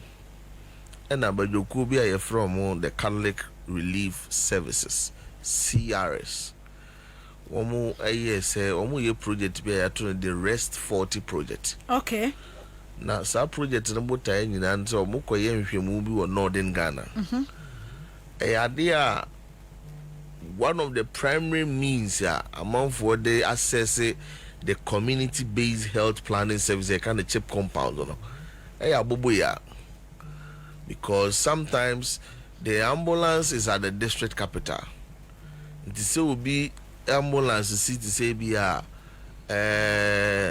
yendi krum na all pay services be over bit se pasa. And easy distance, but I don't know so few man ko pay free the fee dia ko chip compound be kura bebre akoye awosem. Enti Catholic authority na sia no me say da bi nie ya yekrum ha se pragia na abobo ya ni di se adwuma de ne ye hwe kwampa ye de ne mo be hihye mu a ye be ma no ye be uplift standard no beyond the normal nade ena omode Rest 40 project hihye so nti date ya ode ma ye da na wono present sa video no baako aduanan first na say that was the first batch no aduanan de amagana ban na mame fremo pare ne then Ghana Education Ghana Health Services in Pennsylvania the age dano omanesi hwa omusa of van bi omato no din delivery van and this obi a se abobo ya pragia in the foul na say chip compound no ntumi mnyewa complications bi o say do hospital bit my surgery sa van no and also equip the standard ne chain pragia no a se mu ya din wo kwamu kura no a betimi ayo retwade just like the onuado vana ramahama de ba mrebi atwom enti won hande ma aban na kuo bi a won free aban mu a won free Canada won chiri wo Canada ye from Community Development Alliance CDA omudin pa from ye CDA Ghana yes ade a Catholic fo ya yi no and I want also etu anamo say ene if that is a gap there, we want to also support in closing that gap. Obameme district, Sechafran Plains district, the ambulance in this constituency capital trouble so. But he won't crew to waha adria watche enkono 189. And he say obi yare wo district no na 4. No obi yare wo district na tifia. E betimi de na kwa chip compound we akwaje no a.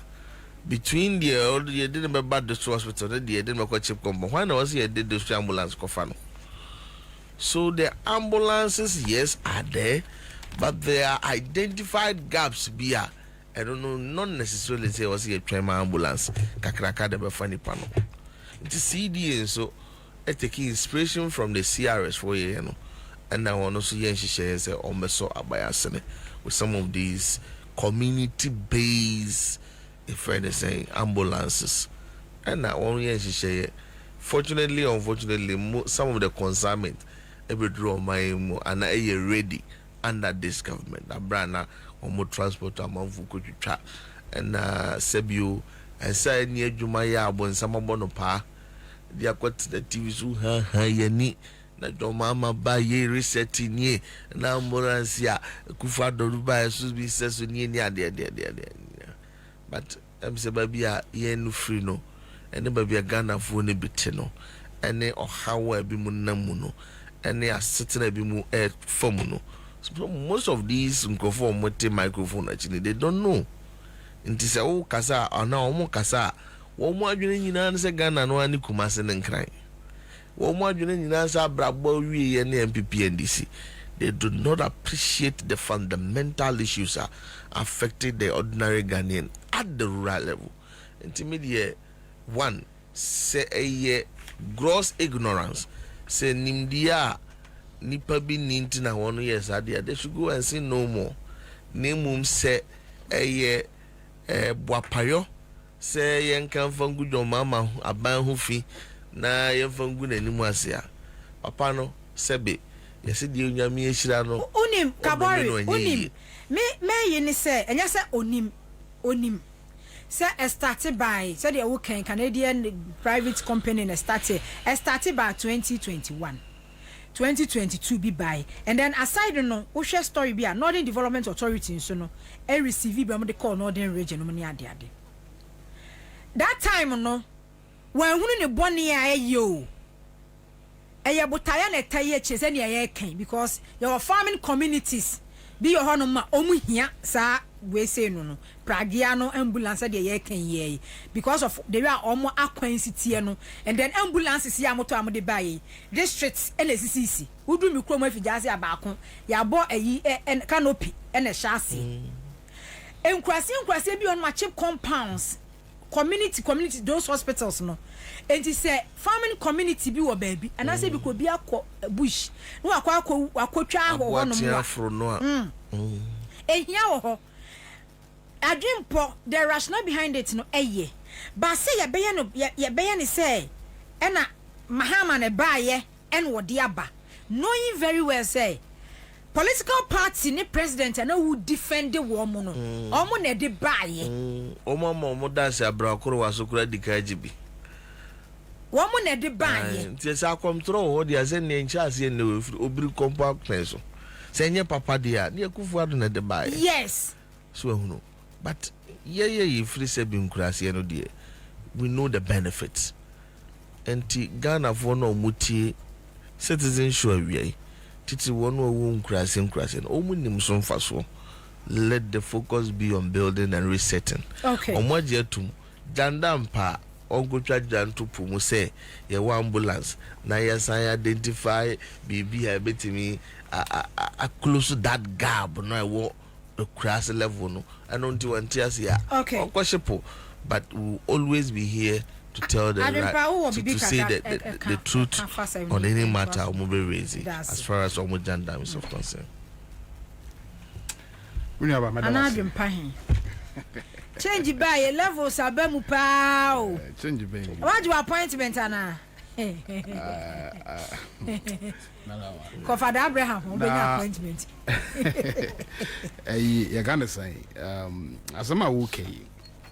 ideally we dey na nkenye asem oh ye di twam kwa ye clear wiem sir mete sir ye nua nsɛmtwo ni bi na wɔde asɛm we tudwa na yɛ hwan oh akonde so obi ani na yi sɛ nti no ania me pesa meka na ye nyina yɛte ase ne sɛ nkrofo bi wɔ hɔ a wɔn lack the understanding of development sɛ yɛ ka development ase a ɛnyɛ no ne sɛ yɛtwa airport ato Accra na yɛsisi skyscrapers na yɛwɔ asphalt road baby ɛwɔ Ghana ha say ya even 2 hours 1 hour drive outside Accra nipa ne mmoa in any nsuo sabe ya yɛte nkran nsuo a yɛde flash sabe yɛ water closet kra no it's cleaner,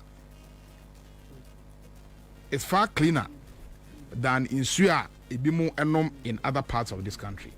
Inti the concept of development in an interest and idea we know the whole idea na teach ni say yanka say Nanado Danko Akufo-Addo oye president no oye mampanyino what the ambulances by nemo John Mahama penso de what the pragia and it was just a comparison of idea senebeya yebetimi etu efin any edimbone na yaka John Mahama ho asem and sadie we no wan hwe ya obi a wo nim no kra etachire no no agya tum say ye no kra.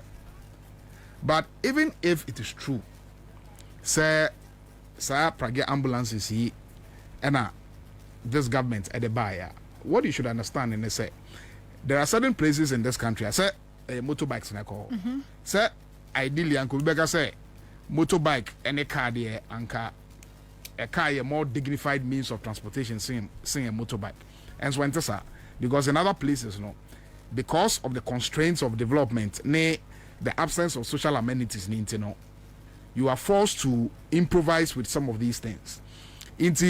I think sir it's a bit embarrassing na idea ferry onim de entia ehho asem ahia me ne say me hu se enkofa ya voice pop wo krom okay ejira ye krom kumase no ne adama care centers so omni se ono benya me ne ma Muhammad ye wo afi de program wo de be ambulance senkaka saa ni nsem hunu no nko ano a saa ni nsem hunu no nko ano a sa o ya attention sika o peda attention no nti wo pe kwan yo be fa so be ye ne nkofo but to the extent see ye be to that level say obi be tie si abonten na wo bisa Ghana fo say wahu Pragiana President Mahama akwakofa de aba no ne nipa on say na Akufo-Addo kofa ambulance na Mahama on chemu manipa na ntiase na ye use President Mahama so wahu a political mischief.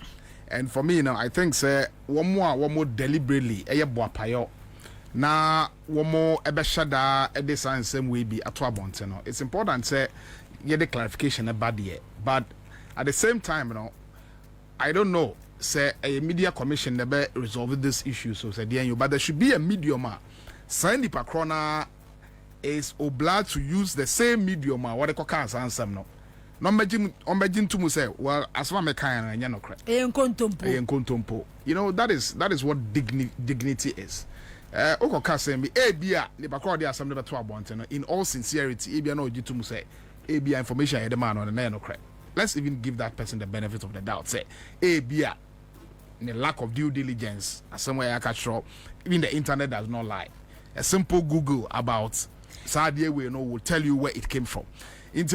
I think that in order to ensure say integrity be a man for be so mukita or munkita bino. I mean just save your face. What they say? Go back to that same media platform Okoka say this has happened you were just trying to create a comparison between John Mahama and Nana Danko Akufo-Addo. Senabaya ubetimi nya bibi boni bi aka fa John Mahama hono. And I don't think say this is how we should go about it. But for me in India I'm not surprised because BBC in India the new NDC government, say Anya Shekrano, John Dramani Mahama, that's not the first time he's coming into government as president. The government communication machinery should anticipate some of these things. Now, when these things come up, there will be a massive, swift, immediate, quick rebuttal and response. And only as some, because they say, okay, journalists be at TSC Chrome, wire Vox Pop.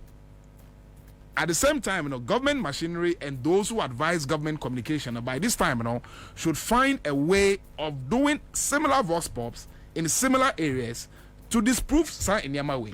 Because Uja, it keeps there on the internet. Na ekwakwaya manfo bi say, no crap. Will be fast clips, will be fast videos, the concrasi baby, woman need access to abefo and 10 time fidi and answer internet to say the way I mean way I bit me check information, was I no cry, no cry. Then you keep misleading people. Lindsay, a foot near the buying. Say the government communication machinery must anticipate some enema way be a bar. You make sure say you respond to it, you kill the mischief, and you bury it in the sand as soon as possible. Right from the beginning, we be able to say, it is not important, say, I'm not asking, say, government communications must issue a statement on every misinformation. That's not what I'm asking for. But what I'm saying is, say, government communication must be positioned in such a way, and this is not a criticism, it's a free advisor. Yedema communications machinery of government. Any omumudi in say, Munkan Hunu say, Maba be mudie. You are no longer in a position obe expect to say, what they abino, you put the government on its toes in terms of making sure say the government is always on the defensive. This time around, the goalposts are shifted. Government will be on the defensive side most of the time. And I was say buying any machinery beer at any point in time as misinformation way about that bonteno. A buying bet me responded to sir idea we know as quickly as possible. And I know say one more womudi sir government communication more cotton no only yankofwa o ma ben sign near my win and I think so because the government is settling now into sign near my win as time goes on it will be put into perspective. But it's embarrassing, it's a shame. Say a journalist ebe pekesa particular story where eye adia AC President Akufo-Addo apenso na tama ye de pragi ambulances ne by President Akufo-Addo apenso na se wo bia nka ho asambone obi anka se enya de papa because ye nim the challenges that comes with our development. Why is it an issue now? It's an issue now because there is a new president and me makande bia John Mahama is the only president in Ghana utimi who say a ban of vilification pa say yen tro engu papa ne so na yen kan ho sambone a. He is one of the people or one of the presidents in Ghana who has been most vilified, and Abia rightly partly so no, it is also because of Onwani demeanor as a very calm, welcoming, tolerant person. Now where that model of leader everybody looks up to. But don't take this for granted. And for all the mischief makers out there, I almost say at every point in time, you decide near way about to say you be go buying the you will be responded to, you will be called out, you will be exposed, you will be embarrassed. To send your AC. People should just advise themselves. If there's a legitimate issue for which reason our person bash government, there's nothing wrong with that. But say yebe kuku adiewe, yebe noa adiewe na eyen kontumpo na yede beto ne ye ka ye boswa sem na portraying to the public as if there's some iota of dignity or some iota of self-respect in what you are saying, And I think it's not idea. This is not how journalism and journalists should conduct themselves. And we know a yellow journalism. Come out with facts. Idea, oh yeah, Obiabe who say you just want to seek attention, say the bear a month for back on some. But when you are known as a rabble rouser, when you are known as one kind of cry, when you are known as someone who disseminates false information, when you are known as someone who distorts facts, when you are known as someone who has no integrity, well, it is only a matter of time before your nemesis catches up with you. For me, Nadia, I think it's embarrassing. Say a journalist will pick up this story and make it an issue. Abra, I didn't see it 2021 was under the previous regime. And once again, Emma will be taking Mohammed's demeanor as a calm, tolerant, respectful, accommodating gentleman for granted. Once you go ahead and publish these false stories, you'll be exposed, you'll be called out, and you'll be embarrassed. Okay.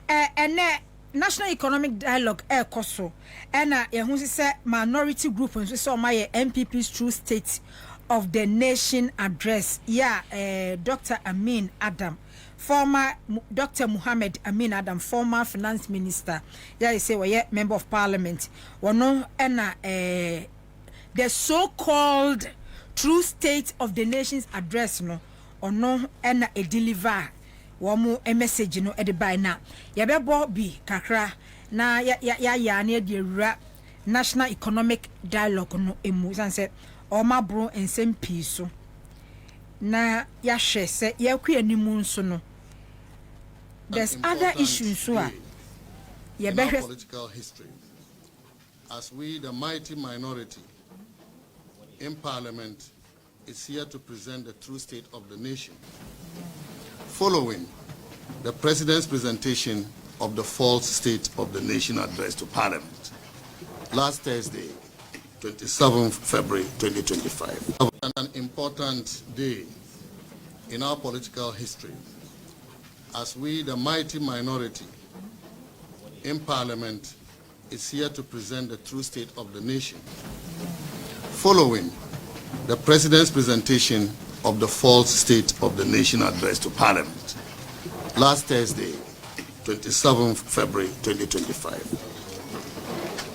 It is our hope that this will help entrench our democracy as we provide factual information on the state of our nation to the Ghanaian people who are better placed to judge over the handling of the affairs of our country.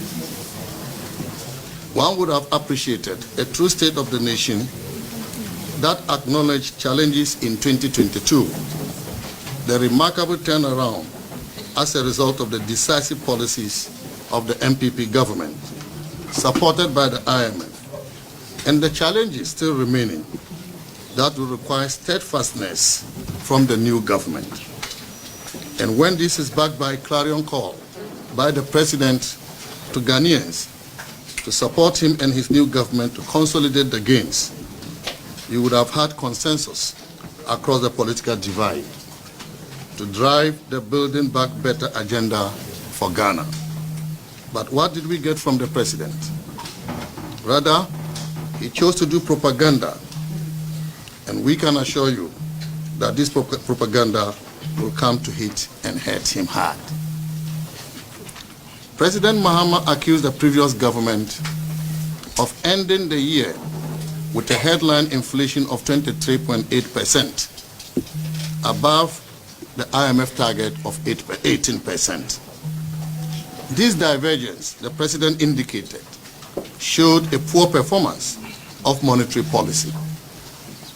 Isn't this the typical story of the glass being either half empty or half full?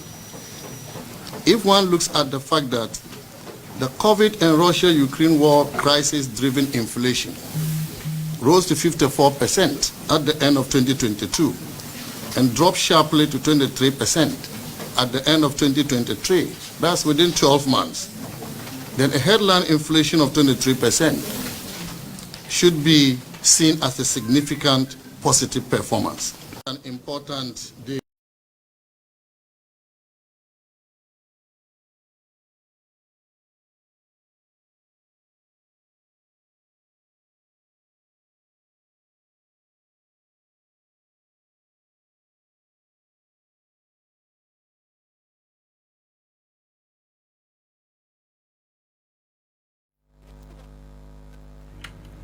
Okay.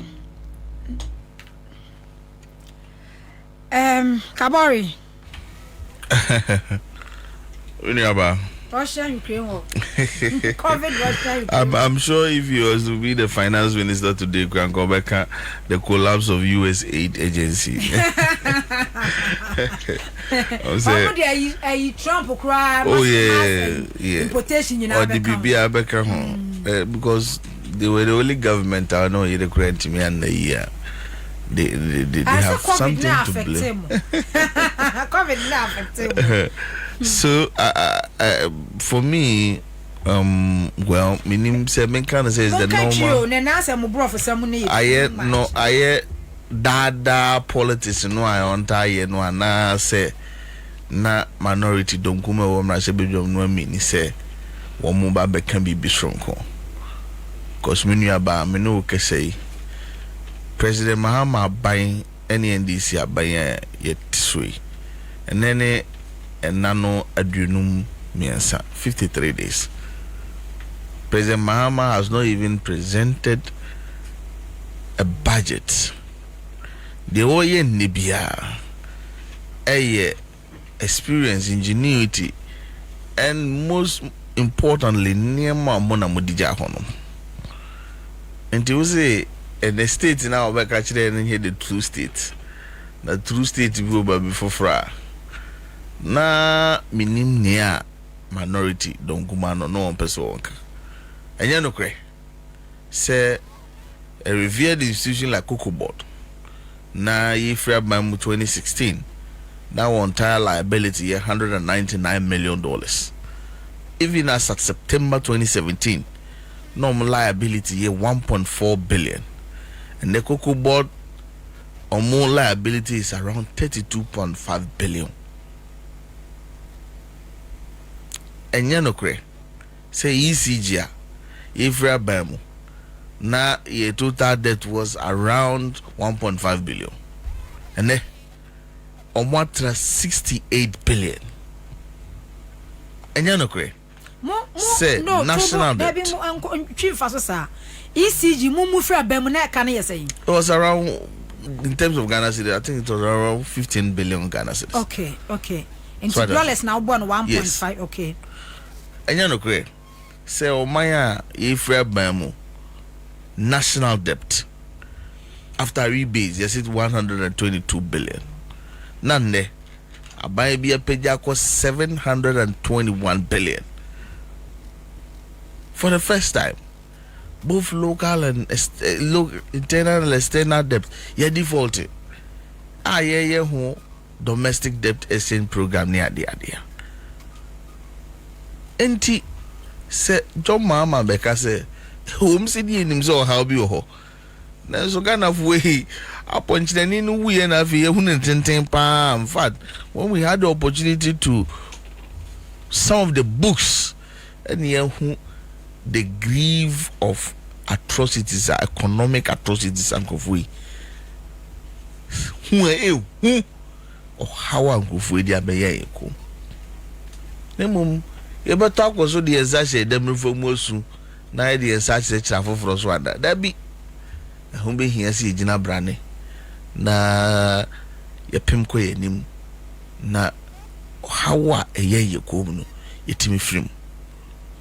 Sabai timi kwaje besia o baby say mama nkoko ebi ato no sei na ebre no aso se fa koko bra wetimi a supply with a deficit of about 300 and something tons cause se o makuani no incentive no a ehyenum kurai e ma no tokoso onya ahasuo ohuna hasuo ho kura akwadworo nti productivity kosora na manso nya bie akwakutuatua no ho aka na de aka no ye di akyekyere na kuani no so sabi ohun no fifiri so faso ene say economy ni nyina benya fapem papa aginanti was it kron kwagina people from all walks of lives academian private business people ni ade ye nyina ye nhia ene me no kase ya pa hontoma ankomudi egusu koso.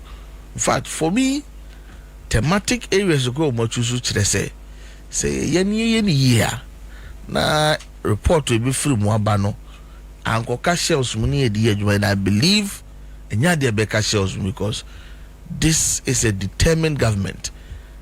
President ya wakadin sese seti bia or the no ba for the year na why nyumaden na ban ama kwan of us so a brave ni efize yentimi freedom so muda no otimi ye free mo no sa economic quagmire you find yourself in and also you be ye from na Ghana fo nyina afa ontuma pafra micro stability very important issue say o pese economy gina on national mu ni pafa ontuma pafra o say we do we ni hwe ni nyina ye nkomodi ekoso infrastructure waka ahyebo say by way of policy direction no puntua akawure mu nyina will be the first focus na iwia ya sana ya committee into new infrastructure development ebuama dane daga na foto ne besia egia abaya sumasi na ye mentoa so abaya obenti na ye mentoa so na tu betwa say party mi no nyina wu komu adu do mo sukopa obi anywhere obetima san ne tidie na so am say kufu ado aman no de we yebu rimpomo asiedu a kire say by mere fact the kura say within that so kurantino nya de obeye tu bedu kuro bi so no ana mantem bi mo no na e 500 bed military hospital e 250 bed regional hospital no wasan ho no akwa kate sword for 40 bed hospital all in the name of agenda 111 President Mahama said by way of policy direction no ye behwe na enu nyina na ewie na Ghana for ediso emfaso nano owura Dr. Kofi Buamomane eba santimantemu na wa hye ze hwie be bosome nkuno no mudie na afari enye bosomu biem ebe ya de asanteman ni Ghana manyina ebe du so mfaso so what I say in terms of structural reforms me feel say emre wiedru so mine even in terms of labor market a friend say flexibility no ye me yani ko ho why say my fo obi adwuma o ba brada ade achi ukwada wa frame wa yare na say be a genuine issues being so a bad work ethics na sometimes processes in the performance na una offer obi who say ja no kra no na ko ye buachi bidi me feel say yenya nhihye ye soronko a ye be hye ye mra no mu kina aburu chire say yes ye de don hwere na ye adwuma wo enti wo don hwere dodo abaye na no ye gina so atua woka see etimi yes it will even give more relevance and credence to the 24-hour economy na boa ama obia beti fifire na woti fifire a udi ufifire so mfaso no not together ye nyina kekan de esi ani a no man nchechire ya na eden ye hwe no as part of the structural reforms ade ba ko wosi ye me yani ko ho educational systems aba we must be conscious about the quality of human resources you're churning out from your universities, your polytechnic, technical universities, your health and training colleges. Say, that's all the Gadgetsburg stories. Now, among focus, just be secretary, mere scribes. University near US school, so engineer, or say, na engineer, do coffee or do common tools also the edumano with him ababa wano ko journalism school or babano na troka obi so a mining engineer would do mining fielder say tini obi so a geological surveyor bo kra da ho no hwe bo ya fasu a usuzu say mineral ben agudie ben na be won based on the color keke onima de ko we must be interested in investing in critical areas of education improve on the quality of human resources ye dey by the market eno eboa ema economy no so it mean in term na so me for me I think as part of economic dialogue here cause we structural reforms policy reforms she say yenye conscious effort they be I say ye wo emra ye pe gender parity so affirmative action bill you know how many of us live to the full details of it this say bibi na internet ni wo mu a ye hwe kwampa policy wise ye betre no na obi a play role was will play you should not be limited just by your gender. Okay. You should not be limited just by your social status.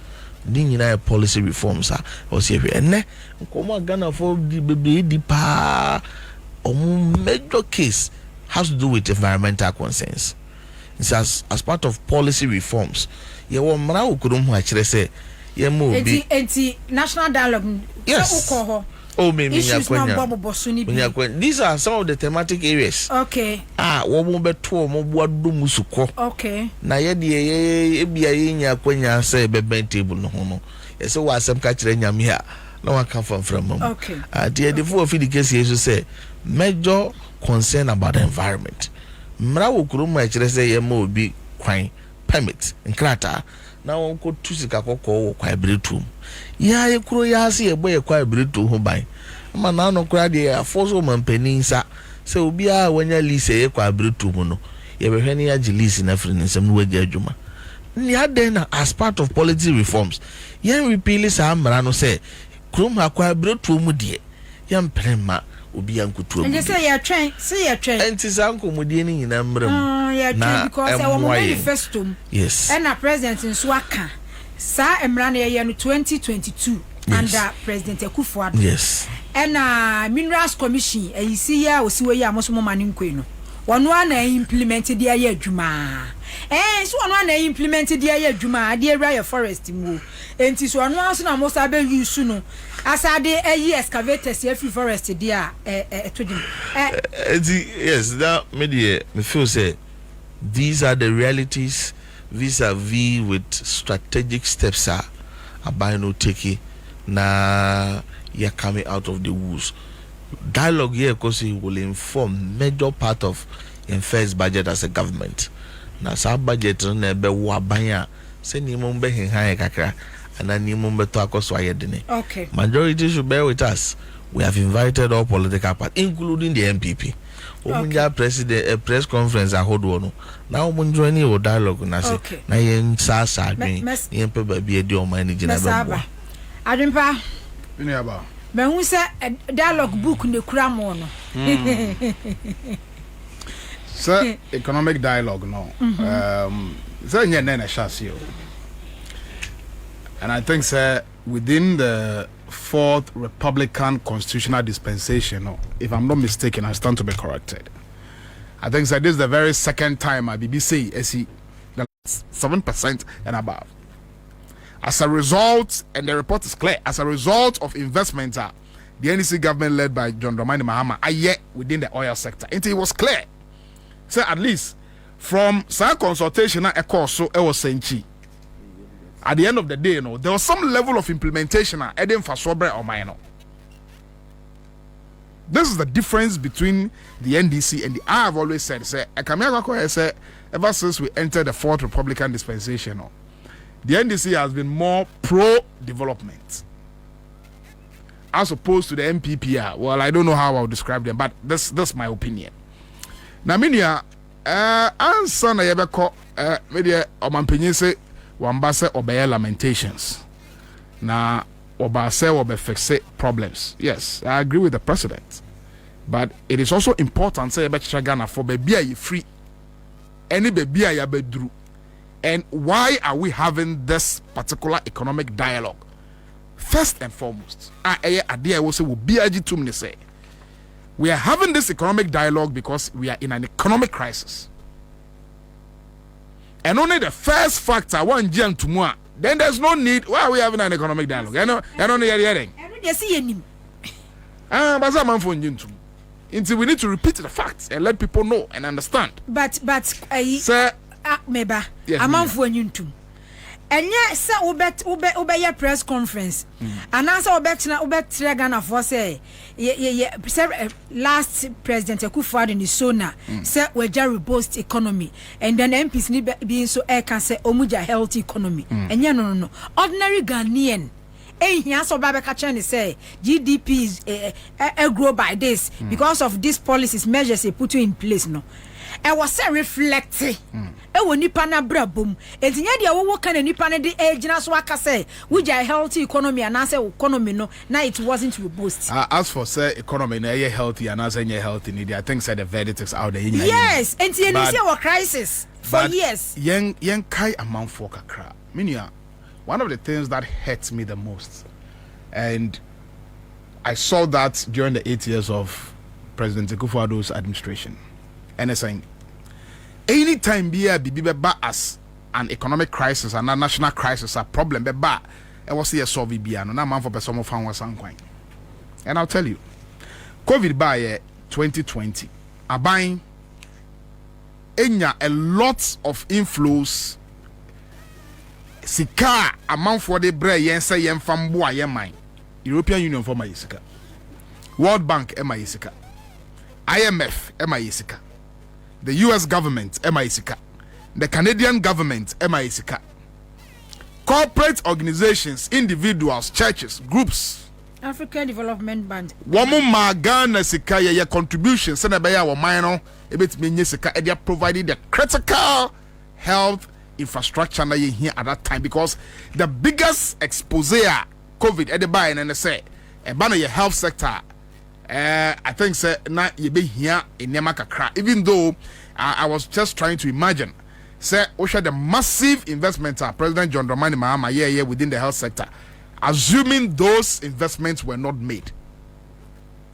Regional Maritime Hospital, Greater Accra Regional Hospital, University of Ghana Medical Center, and many other key health infrastructure Mahama see around the country. Now, it is only the NDC government. It is only under Mahama, and I saw it for the first time. I'm wondering which government will do it.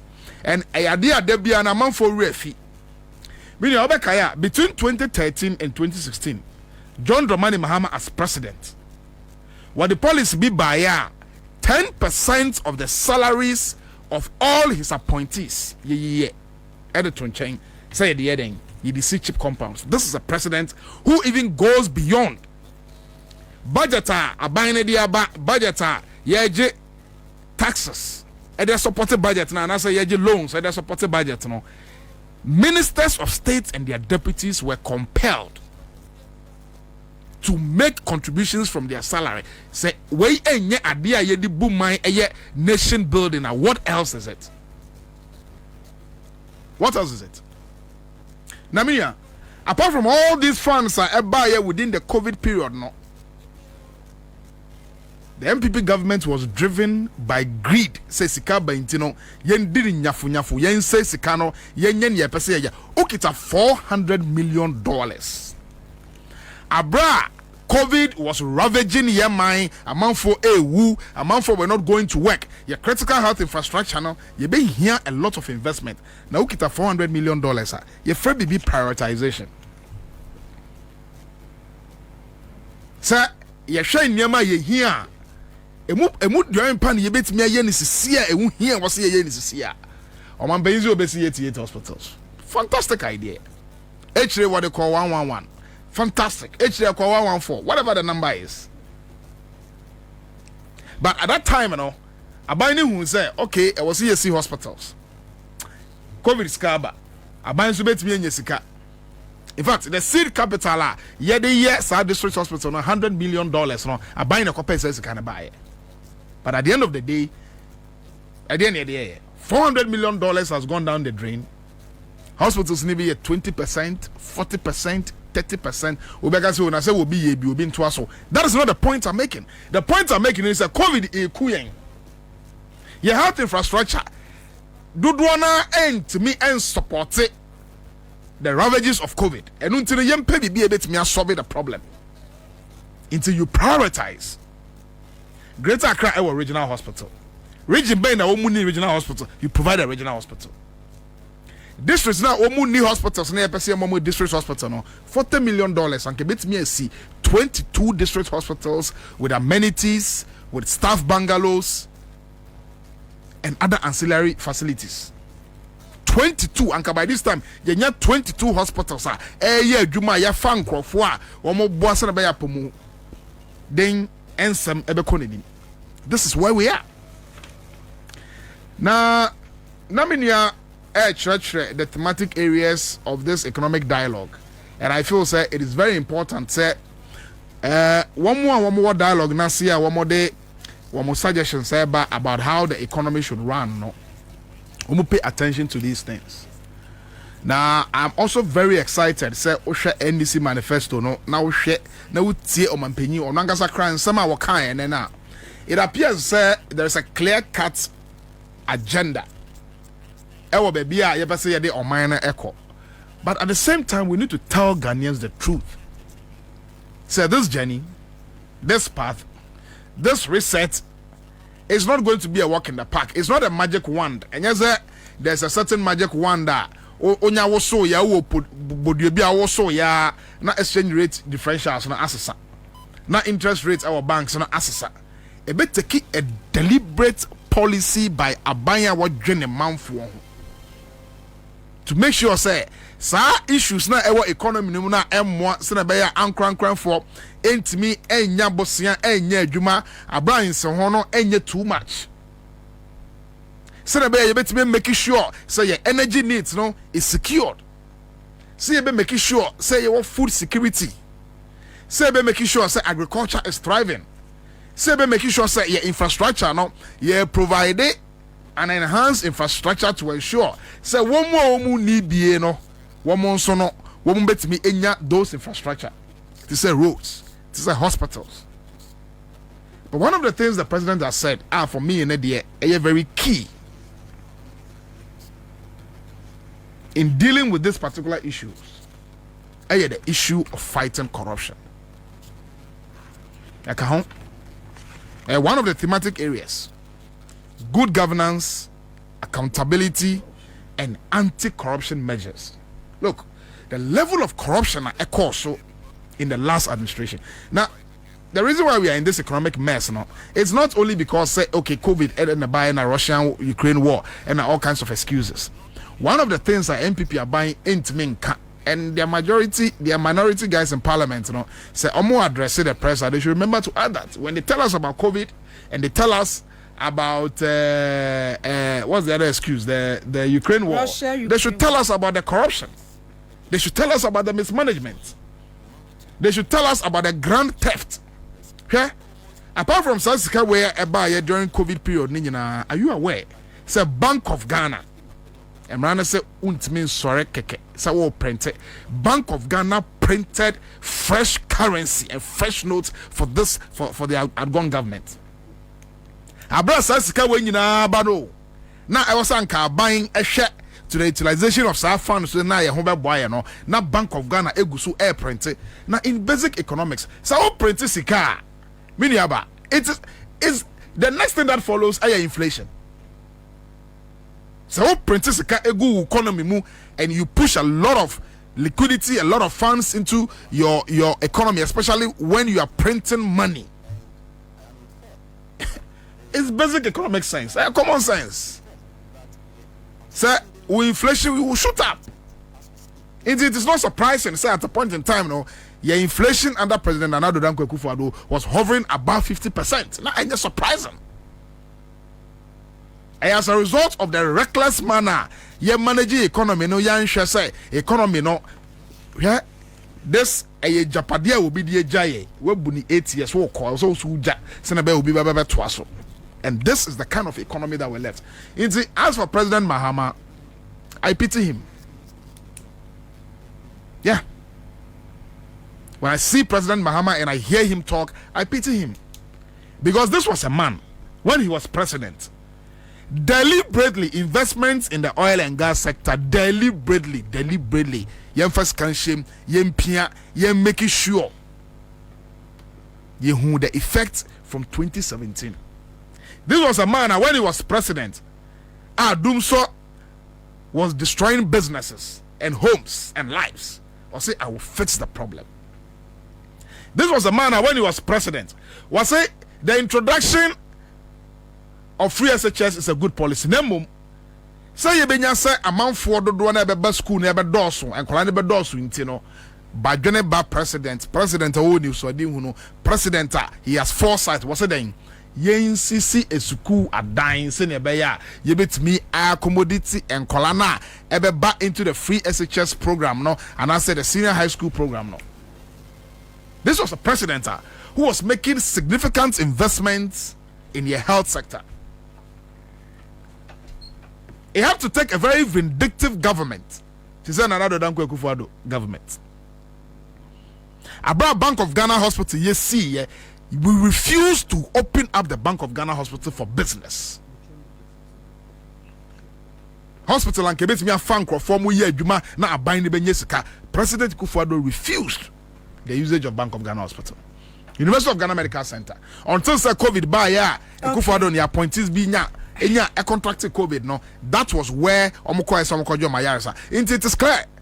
Sir, sir, the NDC comes to build, the NDC comes to ensure say unminable progress, and then at the end of the day, Ghanaians change their thinking. They go to the ballot, they bring in the NPP. Now, the economy, it's in tatters. Now, NDC about asaba beye ni biom. This time around, yes, Ghana for it is early days yet, but Ghanaians must learn and appreciate and reward good work. A baby bana sa wabeye no hu ye na sa waya de papa. Yemba na baso. When Mahama went out of government, everybody began to say, Abrana Mahama wono. Say na ni awoye na ya de papa. I'm happy. Sir, Omampenyino, he has a very comprehensive view of the way economy needs here. Any economy na wababishia. And or senabeya you bet me a kwampebiswa. You bet me a so economy ni mua. At the end of the day, no, young cut back to this situation. Now, the economy mawa. Or minor national debt over 120 billion. Now over now debt awujaya over 730 billion. And you still have the nerves to justify it. Now I come here say I say you mugana for. I'm very glad say the president in fulfillment of the manifesto pledge and promise what the national economic dialogue but the more the implementation there will be jobs, agriculture will be dealt with, energy security will be guaranteed, and there will be jobs for the people. Okay. I was for citizen shows in Accra 100.5 FM. After so CTV so said you demo live.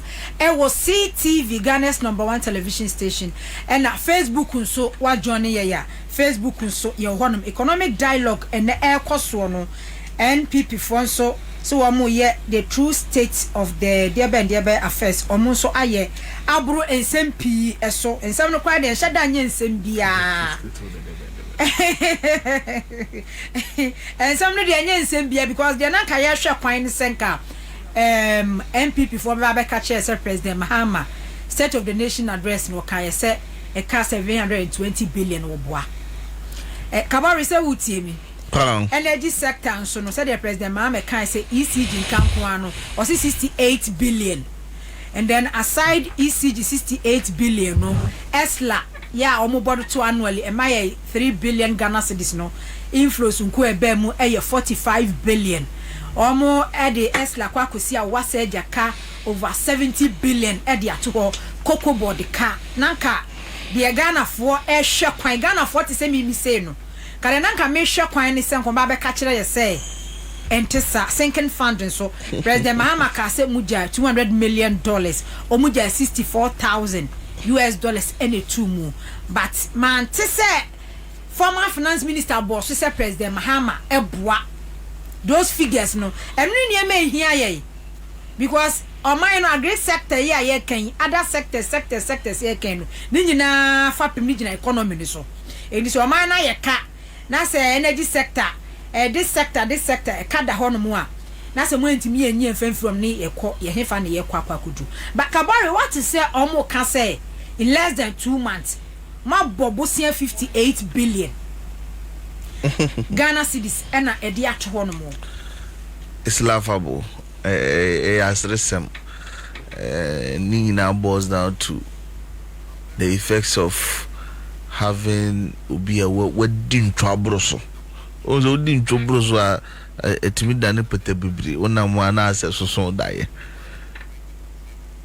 Indeed, as of 10th January 2025 are buying treasury bills and Mahama buying a won't kwenya so betumi agibie amounted to a little to 90 billion. That's about 89 billion. Abayi decided to take 59 billion. Na debt ya obai wa inherit ya Kufuor and na buy car wabo based on the T-bills and are mature. We need to service them. Enti you sa 59 billion 52 billion to service those debts. In natural sense, sika John remind mama buying by waje a year just 7.1 billion, and that grano ye GSA we should be able to build buffers. Said the bayer debt be a engineer was a service in the shortest possible time. No, drew a yani into 2 NKSM. Even with that 7.1 billion, technically, we can say that as far as we know, since Mahama buy a cry car, because in the T bills 90. Mamenya, you call when say na yen to us. I was for your Saka Honorable Richard a champion, Bia East MP, offense second deputy majority whip. Finance committee, no, first, no, I was so dear, but this time I don't know, say. Hello, Honorable. Hello, Honorable. Hello.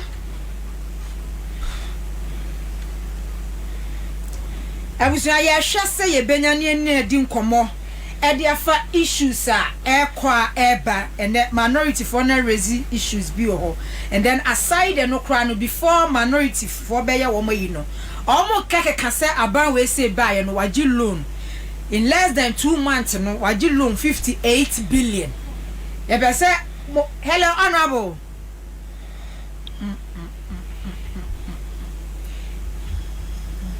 Into mamiti enko. Good. And na make say in actual sense 7.1 billion and is car John Mahama buy aje and mature the entire building buffers to service emerging. What just say 7.1 billion. Okay. Now no crano technically you don't call it a debt because in record time, in the first 50 days in office, treasury bill rate 91 day rate 28.34%. No, Yetimia negotiate about 20.79%, indicating the jaw slash of about 760 percentage point basis. Yetian say sika kane bi nke treasury 7 billion nka rate ekutua ho no eswate by 760 basis points. Okay, Meva. Hello, Honorable. Hello. Emfa acho. Emfa mami. Yanto asokabori. 760 basis point. Sa 7 billion ya making. Sempo kwa na 182 day rate in Nigeria, and also your timia swati from 28.96 to 22.98, 600 basis points. Simple kwano say a 364 day rate, and also your hammer a swati from 30.17% to 22.69, representing 750 basis. And clearly, Sika 7.1 billion. So we will apply the current rate to it. Like I said, we'll be paying something less than even 2 billion per the current rate. And the minority focus say, and Yakwako Bobesi 58 billion. Rather some but the money a year, me share than 2 foot trunguni penny. Because one him say, one the treasure bills we are buying a bobby on treasure bills. Okay. You share him say, 2 in a one near the Akutia. And because a one won't even gas what you told one who would say Bumokutia, you might walk out. What did you told one who could die? What did you told one who say, Yenasa? Into ABR. You should say me to imagine 91 days. No way, Jina Swakwaje home, treasure. We are where I find it. Now, what was the canny or Modiano? We to make us all about me, Mr. Canami, fine here. Into the 91 days in Asumba, we will be call 182 days. It will be so quite a 2 to me, so say, oh, men fine here, wait till they are called 364 days. No, I roll over. sa rollover ne bi na omo ye ya na accrue about 52 billion Ghana cedis. Okay. Nti ye 59 billion. We just decided we obligation. Yes, services sa omo de no ana due no. Nti in actual sense you had a balance of just 7.1 billion. And you cannot call that to be a new national debt, and as an accruing debt, John Mahama and the Ababeka home. Enti in fact, some allegations by finance minister talking about people in academia, people in research, who are Musa down Kwanom Nimpin for who doing in Habe, because he minority money.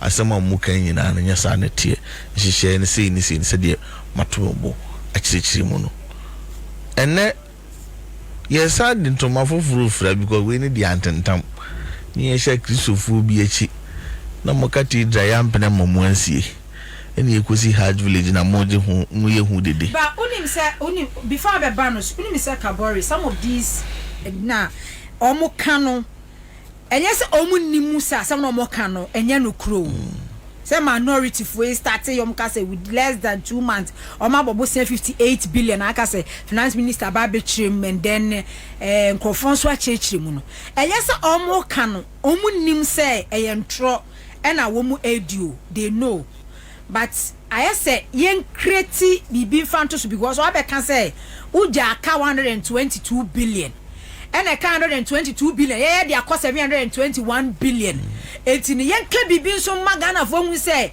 in less than 2 months no ono so be bobo 58 billion so we dey otare be why because after rebates we have to look at our books DNA books oka but we a politician sana sometimes I'm because sana politics yana yes said the original chiri no but in Sri Lanka radism komui enye minority ni majority nkwa nanya say ba say minority majority nkwa wi suku ni ebubu adan na egu na de ke obi ante ase dia it cause for worry but even the industry players one more a fa wo mo ho no they understand what we are talking about and at the end of the day you calculate a national debt Sabi, animguasi ebeka binumu.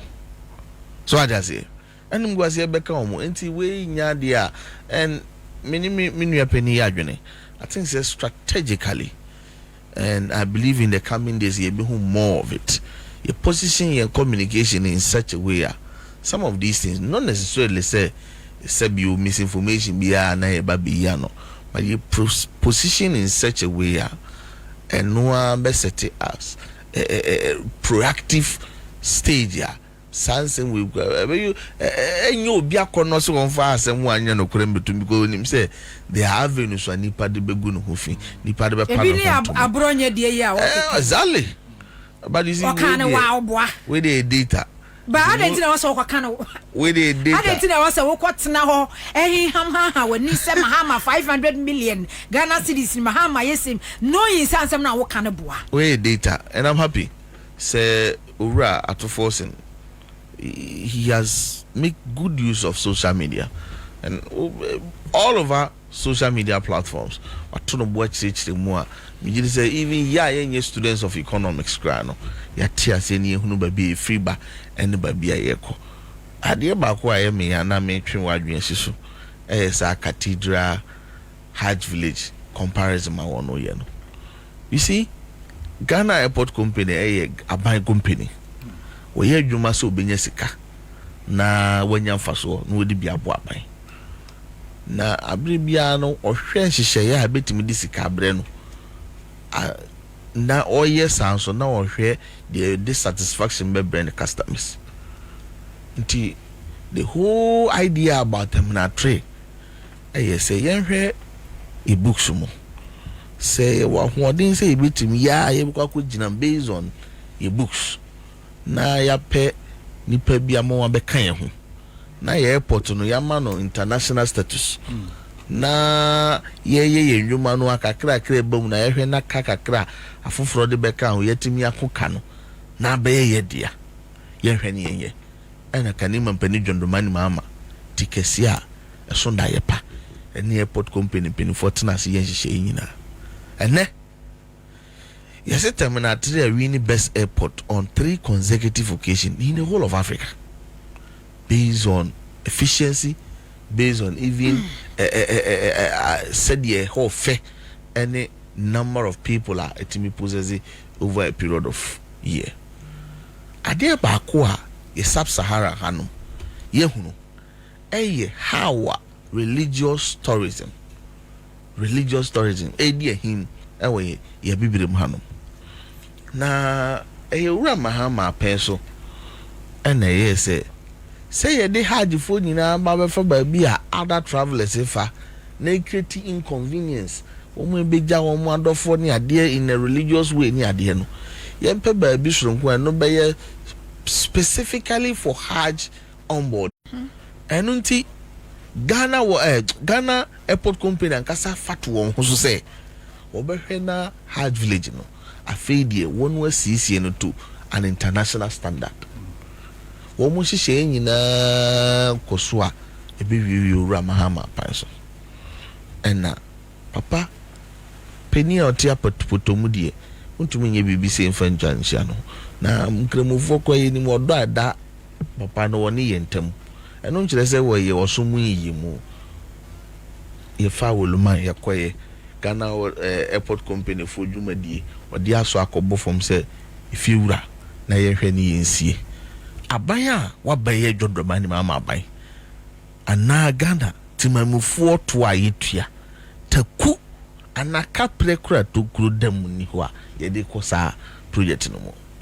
It's an entirely 100% fully funded project a Ghana airport company and as far as giving convenience and satisfaction to the passengers a hajj for meko hajj into ko jina ba bi say na ye de sika gosi dan mama so wompene emma Christopher and oba no watam sika twitwiri die e de ko man kremofo si emfa gosi hajj village man kremofo in the first place hajj village is not a masalachi. Hajj village is not for Muslimi for even though he said the pardon pim kubo ntina won dia toso in fact what na ba say ye kwakọ tournament bi obabi they will see process players and supporters for honey will process them through, so it's becoming a branch of the international a friend is saying a departure and any babia ye ma amanfo free o man wana ye ji awo free aman ahodo so ba just like terminal 3 is nti ye besre abusuanfo a wo mutie ye nwumre mo bia ntum futuro ngu wani se dwoma ba ye na otan Christopher and odon kremofo me ba na wo ya analysis very fantastic analysis $58 million obi ti Burkina Faso or the $10 million here tomato factory. Let me say, oh, when you have Burkina Faso, they walk away. Bupeshe nut factory. Don't man see a $10 million factory. While being a fishing processing plant, $11 million factory.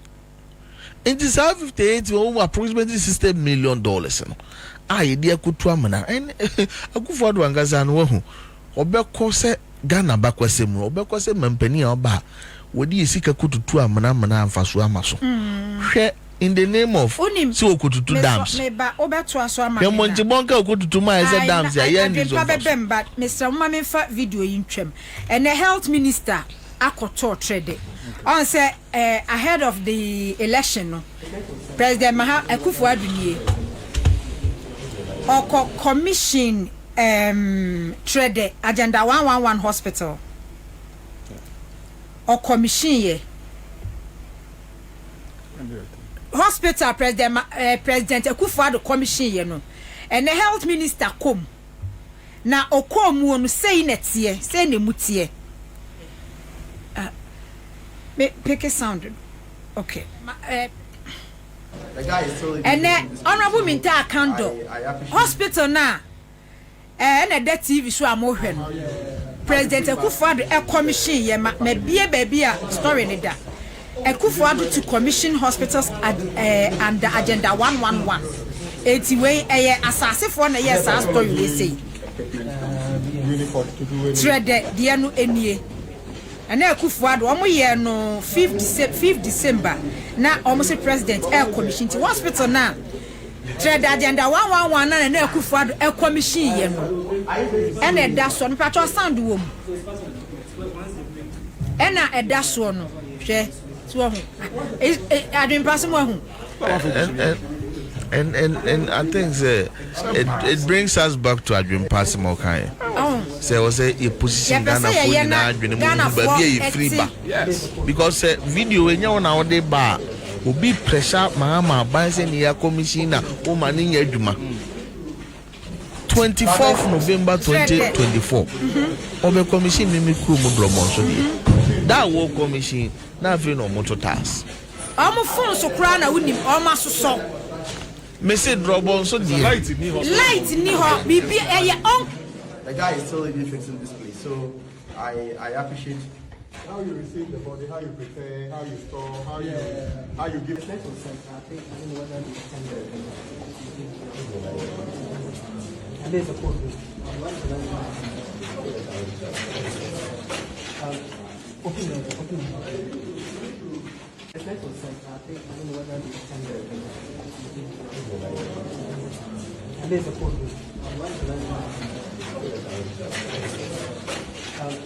Open. Comment.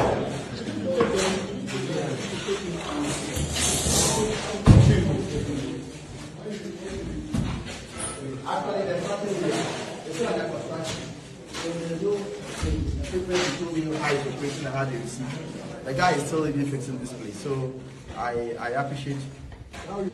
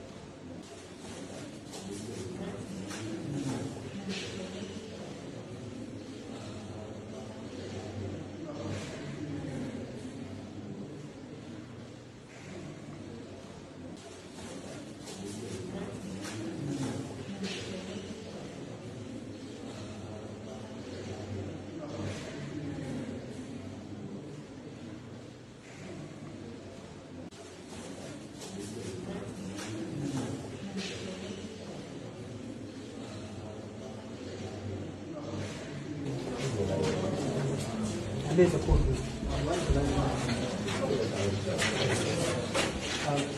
Open.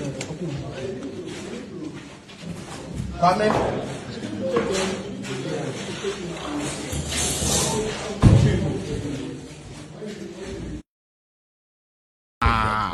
The helicopter na to a bomb from a pra akola ketwa yeso e na mfa ni hospital we the man so drop Mahama hospital kumawu does it shini ho ne de no koy inti obi anka say building a hospital is a bad idea.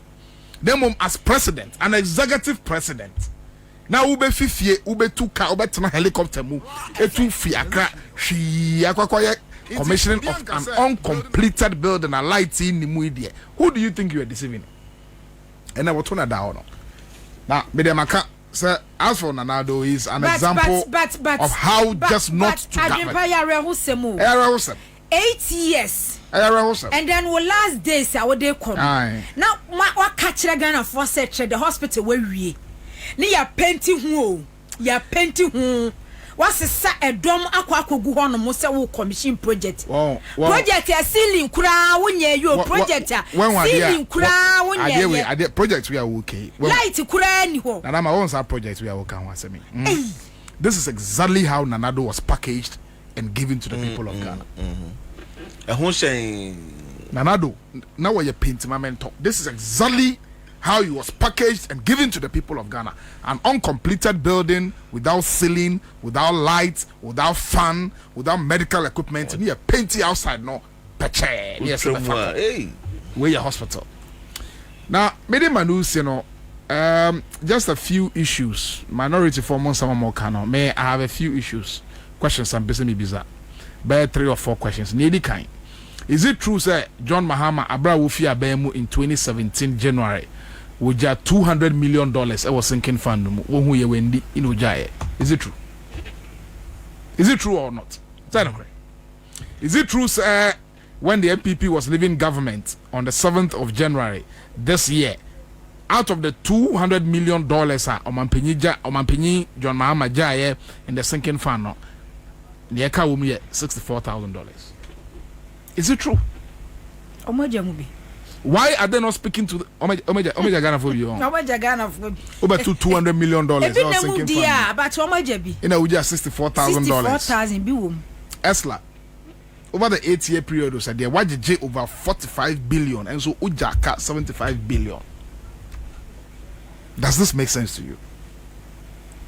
Esla, John Mahama buying at the buyer, it was supposed to help government say ye nyesika ye free be oko energy sector ye free be legacy debts e won ho ache nti ye mfa tax be mbra se na be ya ye betimi enya dedicated funding to deal with the issues of that legacy debt e dey see here Kenuforiata e cape esla ye ka say ya cape fund bia it means say e 1 cedi in the say ko ho asisi ano 50 pesos per na e ko ho.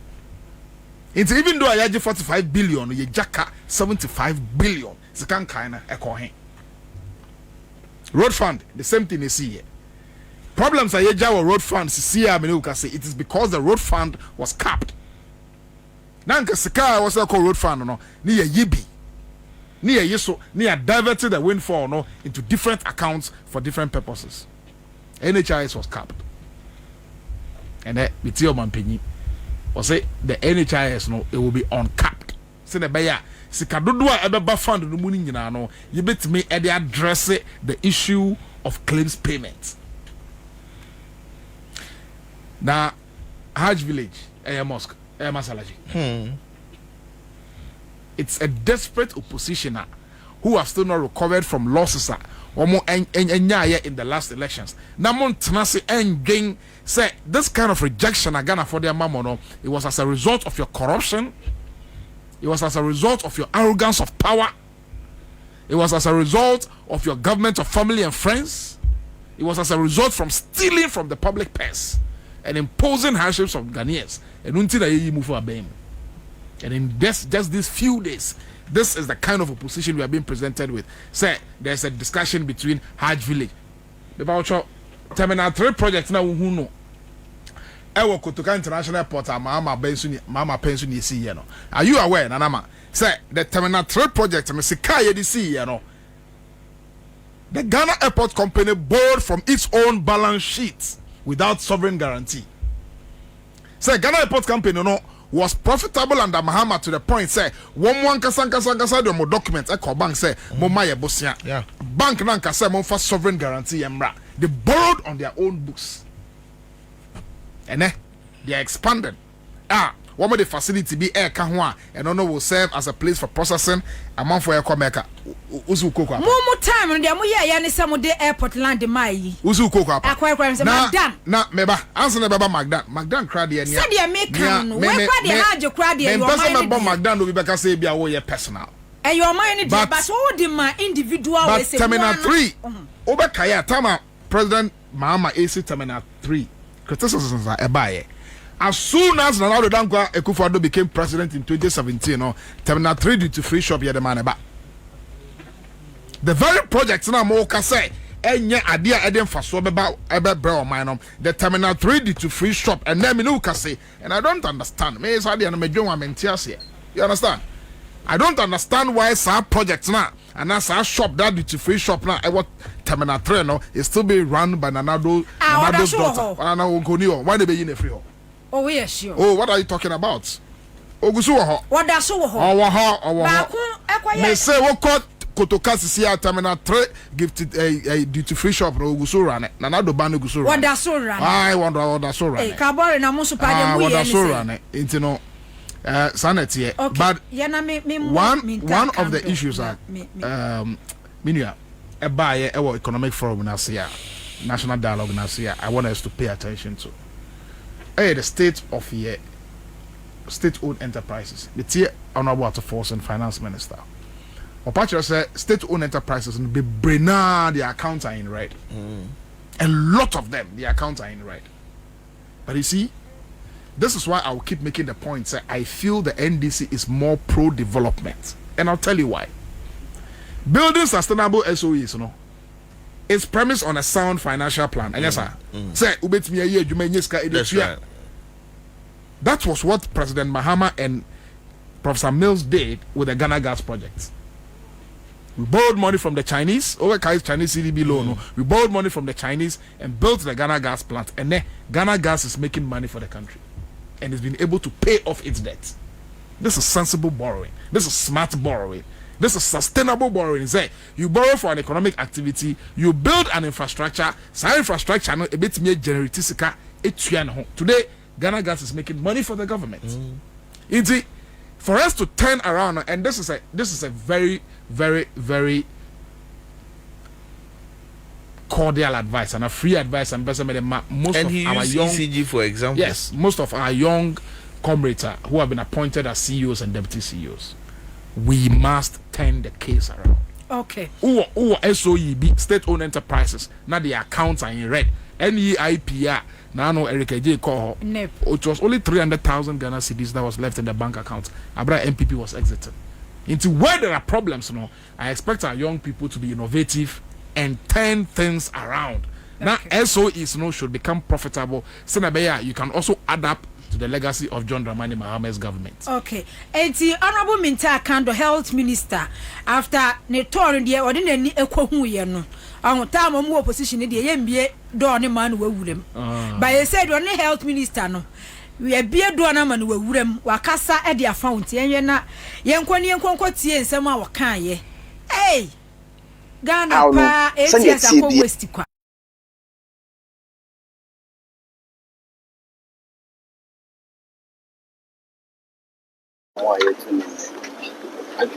Agenda 111. Project Abanda Dano here na Agnes and Ogusia hospitals. I will make na baby Jane. I hear for you crew municipal hospital. One of those agenda 111. Na agenda 111 ni na no. Na ebe here sika be $1.7 billion and ye de be sa ade no. To see am no kasa yi.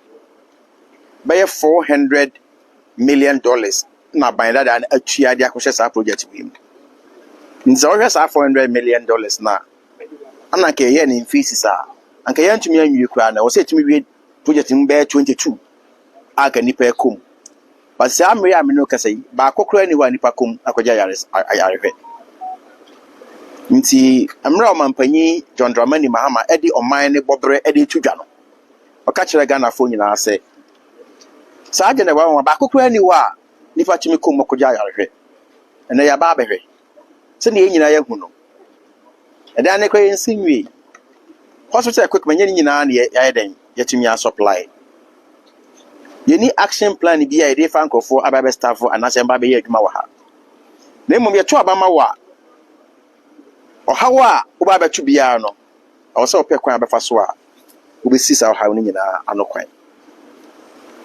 enunti omampanyi ahyeme abana da no na sa project we nyina no ehye omampanyi aso ye ase omampanyi ayi sa project we nyina be hye aso ye a ehwe apomudin nsam ho do ahyeme se me nkohwe project ni nyina ye nkire kwan ye befa so a ye bewie ye ha ya bedru yi e ka eda sa hospital we nko aso I was a buying etua ebro $8 million ebro Ghana sika ni mono 100 million I was etua abi edi kan kwa eno so sa nti abehwe awie no e kwa e befa so a e be ma for room for Kumasi for enya saa facilities so mfa so no ene na hu hia pa na mo hu be hia se Ghana fo nyina so be hu no kure wo mu no bia aka enya se obi betira TV so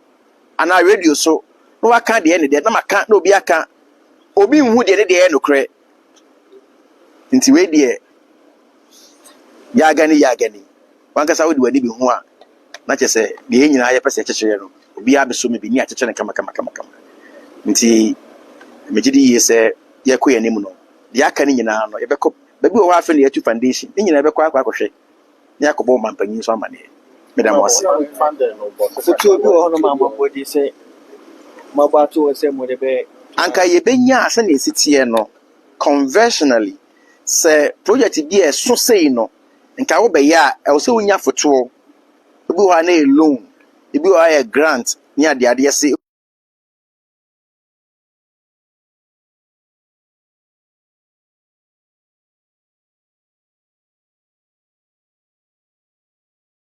lutu kabare mpacho me time asunti no yes say we dey from abo akoko ne to ada ho say kane no no moti bibi so ma mu so man mu so enti na no mu position no kwa hospital area so ya fo gina o minim say we security zone say lo mo tete ne ma so wura mu abo e bebo no ene sabe so Akufo-Addo is going down in history as the only president ya obesum mfie wotwe wantimi anse asupiti ba akokra eno de wu kura me be kam san abode ho akogba busuansa wasa ada no tuohunu but you see the say edrum pompon so kura wako commission na 8 million euro 100 million Ghana cedis nti bisa ho say yakofa sika no we na health minister kai say anya no amfuntum from ana ye chichem kakra nke beduru baby but minim say nyameno a wode ye farm assassin we e yon completed but tradef one say onim say ye wie because utwamu dia de obehunu hye say ye wie it is a one kwanko bia wa ama is it district coordinating director na hospital na adu bia no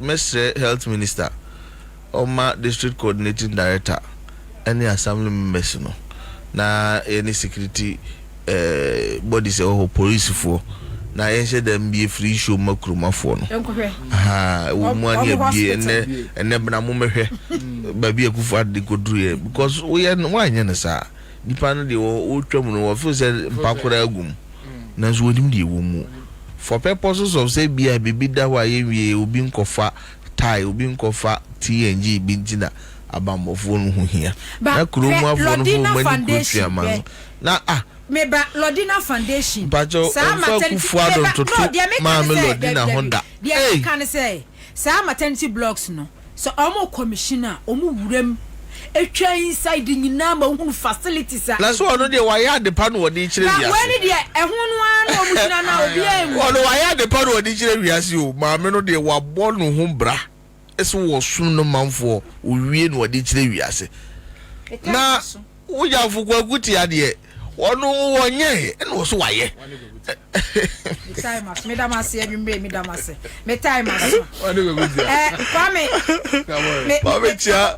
Babetia mi ame papa Alhaji Seidu Agongo na me chiankramofo nyina me ma obi bia Ramadan Mubarak Allah on fire go wiesumde onje empire bontim na on fire bone ncheye amen me da say adwen pa Israel so ebeka yen Sakabori Mahmood and the first thing nyina mu ahodin wo me damase afei yenkotwe homra.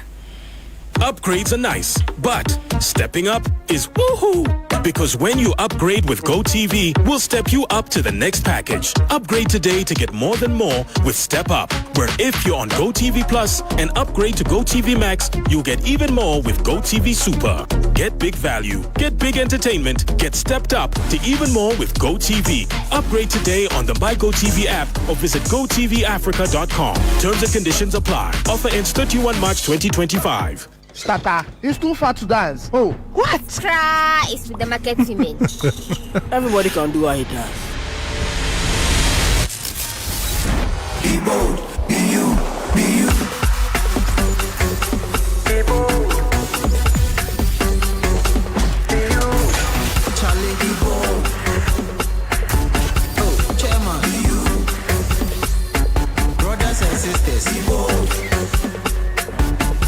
This year, let's go.